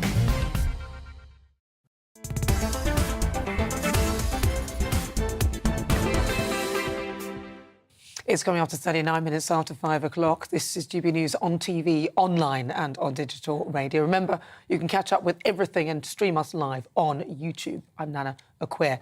Now it's back to our Great British Debate this hour. And I'm asking, has Rishi Sunak blown it? The latest YouGov poll of Tory members says that Liz Truss has 24 points lead against Sunak. And the YouGov survey has also found that Truss holds the advantage over Sunak on key metrics such as trustworthiness, of course, because we know about the green card thing, and the ability to lead the party. So the former Chancellor certainly has some catching up to do. Rishi addressed West Sussex voters today, pledging to crack down on woke nonsense by reviewing the Equality Act. So we're discussing, is this too little, too late from Rishi, and has he blown it? Well, let's have a quick look at what you've already been saying. Sean says the party had a chance for a new beginning and has blown it by settling for more of the same. Appealing to party members is one thing, but the general public is another question. Taylor says Rishi Sunak is not popular because of his tax hikes, backstabbing Boris and his energy bill VAT U-turn. He is not to be trusted. William says that he's flip-flopped for convenience and doesn't stick to his guns, but Liz Truss does. Our next Prime Minister has to be Truss. And Charles says, I do not think that Sunak has blown his chances. He is far more charismatic than Liz. we saw where charisma got us, and lack of, in terms of Labour. I think Labour will win the next election if Truss becomes... But really, come on, that's hypocrisy. What, you're saying that Liz Truss has no charisma, but you're going to vote for the Labour Party? Hang on a minute, Charles. In the next election, if Truss becomes Prime Minister, and then the country will be in trouble. Well, interesting stuff. Well, keep those thoughts coming. Let's see what my panel make of that. I'm joined now by Lizzie Cundy and also Stephen Pound. Hello. Hello. Hello. Well, I'm going to start with you, Lizzie. Yes. Sunak. What about Sunak? Sounds like snack. Let me tell you, you know, he keeps saying, oh, I worked in a chemist. Well, I think, frankly, he should go back and work in that chemist because he's never going to be Prime Minister. He is so polished, so full of tinsel, more than a Christmas tree, and it's all full of twaddle. I'm sorry, it's so too late, and now he's doing the tax U-turn. That's desperation, let me tell you. And I'm sorry, I don't think people of the nation can relate to someone. Look at what the nation's going through, this high cost of living. Someone that is married to a billionairess, not a millionairess, a billionairess. And he doesn't have a clue, and it does make a difference if he's wearing Prada shoes. People do notice that sort of thing. Who goes to a building site in Prada shoes? Rishi. And also, let me tell you, the members of the Conservative Party do not like disloyalty. Do not like disloyalty. And who does that? To your fellow work colleague behind their back, doing a promotional video like that, which was so polished. Well, he doesn't have any working-class friends. Hadn't he done that? People. And he's so Blair-esque. He's more Labour, actually. Didn't he do that video 3 months before? Well, of course he did. Well, apparently he says it was 48. He's Blair-esque. But he did have the get ready for Rishi sunscreen, which stops you from getting red. That's what he said on there. And that must have been, to package and create and do labelling. I know I once sold products. I know it takes months. But let me just run this up the flagpole. In my party, the Labour Party, we have a certain experience of electing a leader that the party loved, but the nation didn't.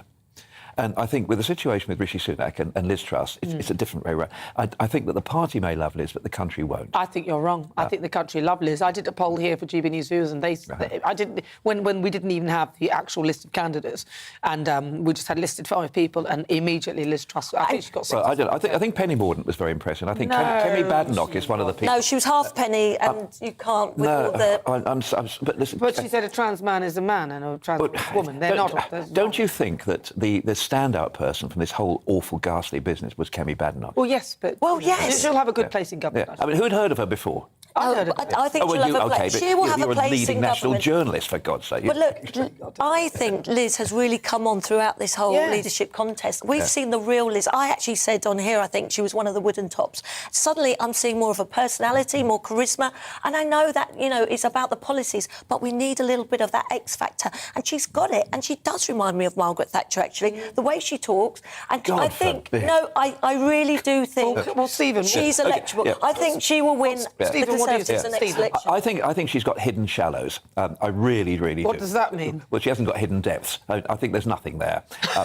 But I mean, what's more desperately terrifying is little Richie Rich boy. He's suddenly throwing in all this stuff about all these changes he's going to. I'm a bit worried it's going to be the death penalty next. We're going to send thousands of people to Rwanda. We're going to send more than that. It's really unedifying the way they're going on at the present. But what I'm thinking about is how are the Tory party going to survive this? Who's going to be in the cabinet? Because they've got 2 years till the next general election. It's probably the hardest time in modern British politics. And after all this bloodletting, they've been like ferrets in a sack for the last few months. Labour, that's our job. That's our job to do. You have been gifted an opportunity, Labour, to tuck into them with all of them, the backstabbing and everything else. You haven't seized the moment, as I said before. We are keeping a you haven't dignified capitalised distance on anything, Labour, and I'm sorry, you need a strong opposition, and Labour are weak. Keir Starmer. You want Andy Burnham to lead. I like Andy. He's got prettier blue eyes than you, but he's very, very good. And his eyelashes. He's got eyelashes like that Tweety Pie thing. Well, no, the Labour Party, we're basically those people in the car park at the pub at closing time. There's a fight going on there, and we're just standing there and saying, no, they're not worth it. We're just standing, dignified distance and silence. Really? I know. I think what you're doing is scrapping in your party but actually not making a decision. You are the voice standing on the sidelines, but nobody knows what to do. Right, well, this show show is nothing without your views. That's not nothing, but this show is nothing without your views.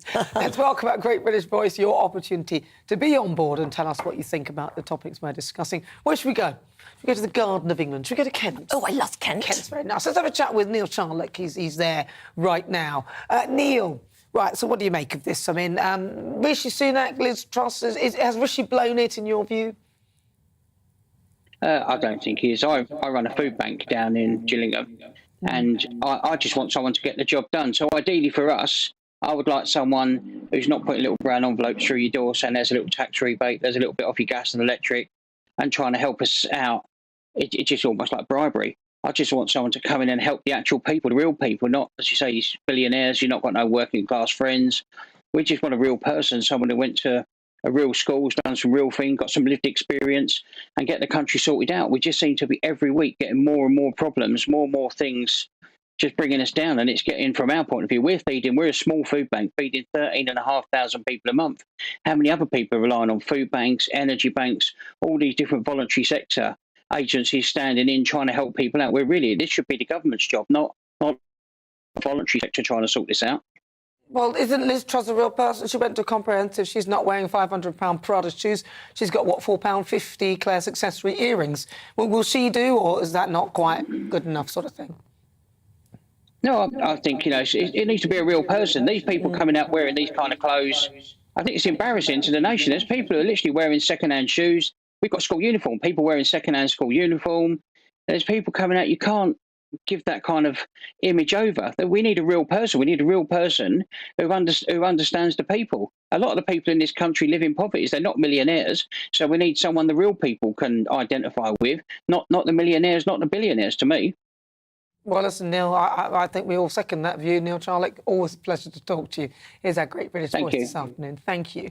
Right, so today I've been asking you, has Rishi blown it? Lots of you have been getting in touch with your views. Let's see what you've been saying. Sue says, we will be voting for Reform UK from now on. The Tories have done nothing but raise taxes and Labour would be no better. To me, it doesn't matter who wins this leadership race. Fenner says it shouldn't even be a question. He blew it before he became Chancellor of the Exchequer. Andrew says Rishi blew it, stabbing Boris in the back and then standing. Yeah, that was pretty bad, wasn't it? Well, listen, we love hearing your views. Keep them coming. If you've just joined me, where have you been? It's coming up to 13 minutes now to 6 o'clock. This is GB News. We'll move on to another story that's caught my eye today. Rebecca Vardy, Wagatha Christie. She's lost her case against fellow WAG Colleen Rooley. In 2019, Wayne Rooney's spouse posted on Instagram outing Vardy for leaking stories to The Sun. Jamie Vardy's wife then attempted to sue Rooney for defamation. Oh, dear, I don't know why she did that. But a High Court judge ruled in Rooney's favour. Rebecca has said that the Judge Justice Stein got it wrong and that it is not the result that she expected nor believes was just. Let's see what my panel make of that. Joining me is Lizzie Cundy and Stephen Pound. Lizzie Cundy, I have to come to you. You've been doing the rounds. I have indeed. Very busy day for me yesterday, and I can say it is the right result. I'm very happy for Colleen, who's a friend of mine.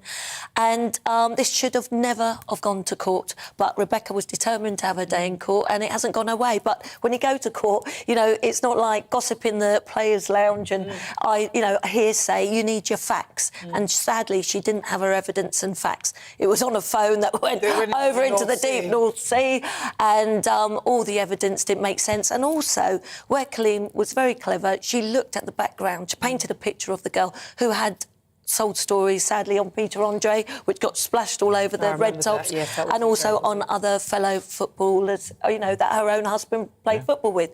So it painted a picture of this girl, but she didn't have her evidence. It never should have gone to court. Over £3 million.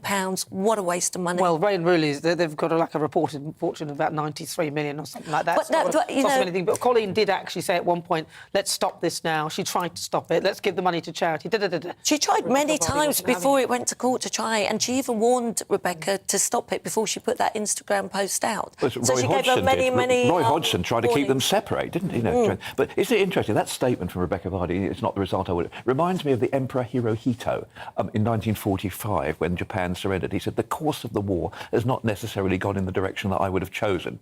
It's something of an understatement. It is indeed. Well, I mean, look, she may well appeal, so this case could run, but if I were her, listen... Stop, please. Show some dignity. No, I mean... It's time for her to stop. She has to stop. And, Do you think she'll appeal? They can afford it, can they? The 40 million. Will she appeal? Look, she's been advised not to appeal. I mean, the judge and even the lawyers were telling her not to take this to court in the first place. But from what I hear, she could be doing an advert for waterproof phones. Well, you know, there's always a silver lining. New start. Waterproof. Yeah, potentially. Floating waterproof phones. Well, now it is time for our Great British quick-fire quiz. It's the part of the show where I test my panel on some of the other stories that are hitting the headlines right now. Joining me is former Labour MP Stephen Pound and also broadcaster and columnist Lizzie Cundy. Right, so Lizzie, press your buzzer for me, please. Ooh. Stephen, press your buzzer. Lovely. All right, now remember the rules are this. If you press your buzzer... There's rules? Yes, there are. He doesn't abide by the rules, believe me. If you answer the question before you press your buzzer, you'll just be deleted from the round. All right, so don't press before answering. Or make sure you press before answering. Right, here's question number one. You look so confused, Stephen. It's just a buzzer. Prime Minister Boris Johnson is holding his wedding party today, but where is it being held? Is it A... sorry, hang on. Don't press your buzzer until I finish the question. Sorry. Oh. Is it A, Chequers, the Prime Minister's Czechoslovakia? Is it B, the Cotswolds, a Tory donor's estate, or C, the Rose Garden at Downing Street? Lizzie Cundy. Chequers. Chequers, she says. No. Where do you think it is? It is Alan Bamford's country house. The country house, she says. It is, in fact, the Cotswolds estate of Tory donor. The couple will be holding celebration... JCB money. ...at the 18th century mansion in Gloucestershire, where a marquee has been erected ahead of the event. Stephen, what do you think? Should they have hosted the celebration at Chequers? Of course not. Don't be ridiculous, you know. Be ludicrous. The fact that the guy who owns JCB is actually fronting it out for them. I mean, fair. This is Boris's last hurrah. You know, he's actually been minting it ever since he's been Prime Minister. Fair play. Everybody's entitled to a decent wedding party. But looking at this one, you know, you could pay off the national debt with the cost of this, from what I can see. Well, I think he should have done it, Chequers. Sorry. Question 2. Tomorrow it's the Women's Football's Euro final. If England win, each player will receive £55,000. But how much would the men get? Closest answer wins. Press your buzzer. I don't know. Press your buzzer. You have to press No idea on this. You want 60? 60 grand, you think the men get? 200. 200,000. Let's see who's the closest. Oh, no. 460,000. Oh, you are? No. Stephen, 460,000, yes. And I only ever played for Hanwell Town. So the Lionesses, and bear in mind, Lionesses do all the work. The Lions are actually very lazy. But Serena Weigmann is going to get 100,000. Unbelievable. Come on, ladies. I hope they do it. And if they've beaten Italy at club level, then the gender pay gap is even wider, with some male players pocketing about £3 million. So Jamie Vardy could do with the money, couldn't he? Well... So is it fair, do you think that's fair that the men should get some money? No. Ridiculous. No, I don't. But they got more sponsorship and more people watching. I used to think that the tennis business was pretty nonsensical, the fact that women got paid the same for doing 2 sets and men paid 3. But this game that the women are playing at the moment is really good football. What? And I think the sponsors will come in after this and they're going to win. Oh, it's coming in already. It's coming in already. Well, the men keep losing, so, I mean... Please, no penalty, so I can't bear it. But it's only Germany. Question 3. A child chess player was injured in a tournament in Russia. How did it happen? Was it A, his robot opponent... Yeah, no, I've not finished. You should both be excluded from this one, but because both of you did it, I'm going to have to carry on. Is it A, his robot opponent broke his finger after he had made a move? B, he fell off his chair after the opponent won the match, injuring his arm? Or C, he slipped on one of the pawns that fell on the floor and broke his leg? Lizzie. It was a robot hand. Yeah, I saw it. I was watching it live. I could not believe it. Couldn't believe it. Yes, the robot finger. The player moved too soon. Sorry, the robots. yes. Yeah, it was nothing to do with porn. Yeah, that's right. That's what this what worries me about robots, though. Honestly, it really does, because they go wrong. No. A 7-year-old boy was playing chess against a robot and he was about to make a move. The machine pinched his hand, subsequently breaking his finger. Ow! Following the incident, he was rushed off to receive medical assistance. The president of the tournament said the boy had, in fact, made a move too quickly, so the robot grabbed the hand. It's a Lizzie Cundy thing. She just hit too quick, didn't she? Yeah. That was your fault, Do you not think that's a bit weird, though, because AI, when it goes wrong? Yeah, it does worry me that robots can go wrong, you know. You've got to watch yourself. That's why I don't like robots taking over. I just keep thinking of 2000, you know. That. But you saw the poor kid when it was squeezing. They were like a gentleman, get your hand off. No, but they were rushing around this kid and, you know, they were trying to release his... No, Dave, I cannot actually obey that instruction, Dave. Right, let's move on. We're going to close the show soon, so moving on to question 4, true or false? More than a third of trips made on the New England line by passengers were made just for fun. Stephen. Yes. You said it's true? Yep. No. You think it's false? It is actually true. A YouGov poll revealed that 37% of those surveyed took a trip for the pure enjoyment of it. I cannot see anything less interesting than doing that for fun. That's what I was going to say. I can think of much more things that are more fun. Well, let me just think, if the two of you travelled on the Elizabeth line, you'd get about 300 yards before you got mobbed. So let's see. Oh, yeah, right. Thank you so much. Yeah, come on. Tell it as it is. So let's see, who won the score? Stephen. I think you Stephen. Were first timer, Stephen, he won. Give him a round of Well applause. done, Stephen. Well, after the kicking I've had this afternoon. I know. My poor mum texted me saying, be kinder to Stephen. No, we won't be kind to Stephen. We won't. What about have some pity for the old? Well, you know, not that old, Stephen. Well, on today's show, we've been asking, with a nationwide rail strike underway, should agency be workers drafted in to help out? According to our Twitter poll, 72% of you say yes, 28% of you say no. Driving trains? God help us. I've got to say a big thank you to my panel, Lizzie Cundy. Thank you very much, Lizzie. And also Stephen Pound, a panel virgin. It's been a real pleasure. Thank you very much. Very good. And as ever, a big thank you to you at home for your company. I will be back tomorrow at 4. I will leave you with the weather. Enjoy. This evening's weather, and the UK is looking cloudy with patchy rain and drizzle in the north and west. Let's take a look at the details. A dry evening for some across southwest England, but light rain will affect Cornwall and parts of Devon.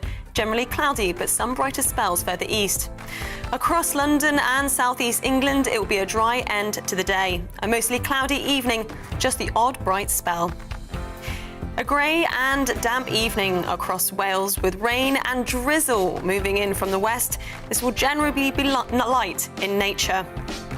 Across to the Midlands, it will be a rather cloudy end to the day, though there may be the odd bright spell. Some light rain and drizzle will affect western parts of the region. This evening across northeast England, there will be some patchy light rain around, but it will be a dry evening for many east of the Pennines. Mostly cloudy, though, with limited brightness. Generally dry to the end of the day across southern Scotland. The odd spot of rain and drizzle in the northeast, though. There will be some late evening brightness in the southeast. A dry evening for Northern Ireland once any lingering light rain and drizzle has cleared away from the eastern coast. It will remain mainly cloudy, though, to the end of the day. Rain will affect Wales and central England with some heavy bursts at times, a warm and humid night in the south. And that's how the weather is shaping up overnight until tomorrow morning. Join me, Darren Grimes, for Real Britain every Saturday and Sunday from 2 p.m. A news hour that comes with a trigger warning. Scorching hot opinion with prominent guests saying the unsayable and a little bit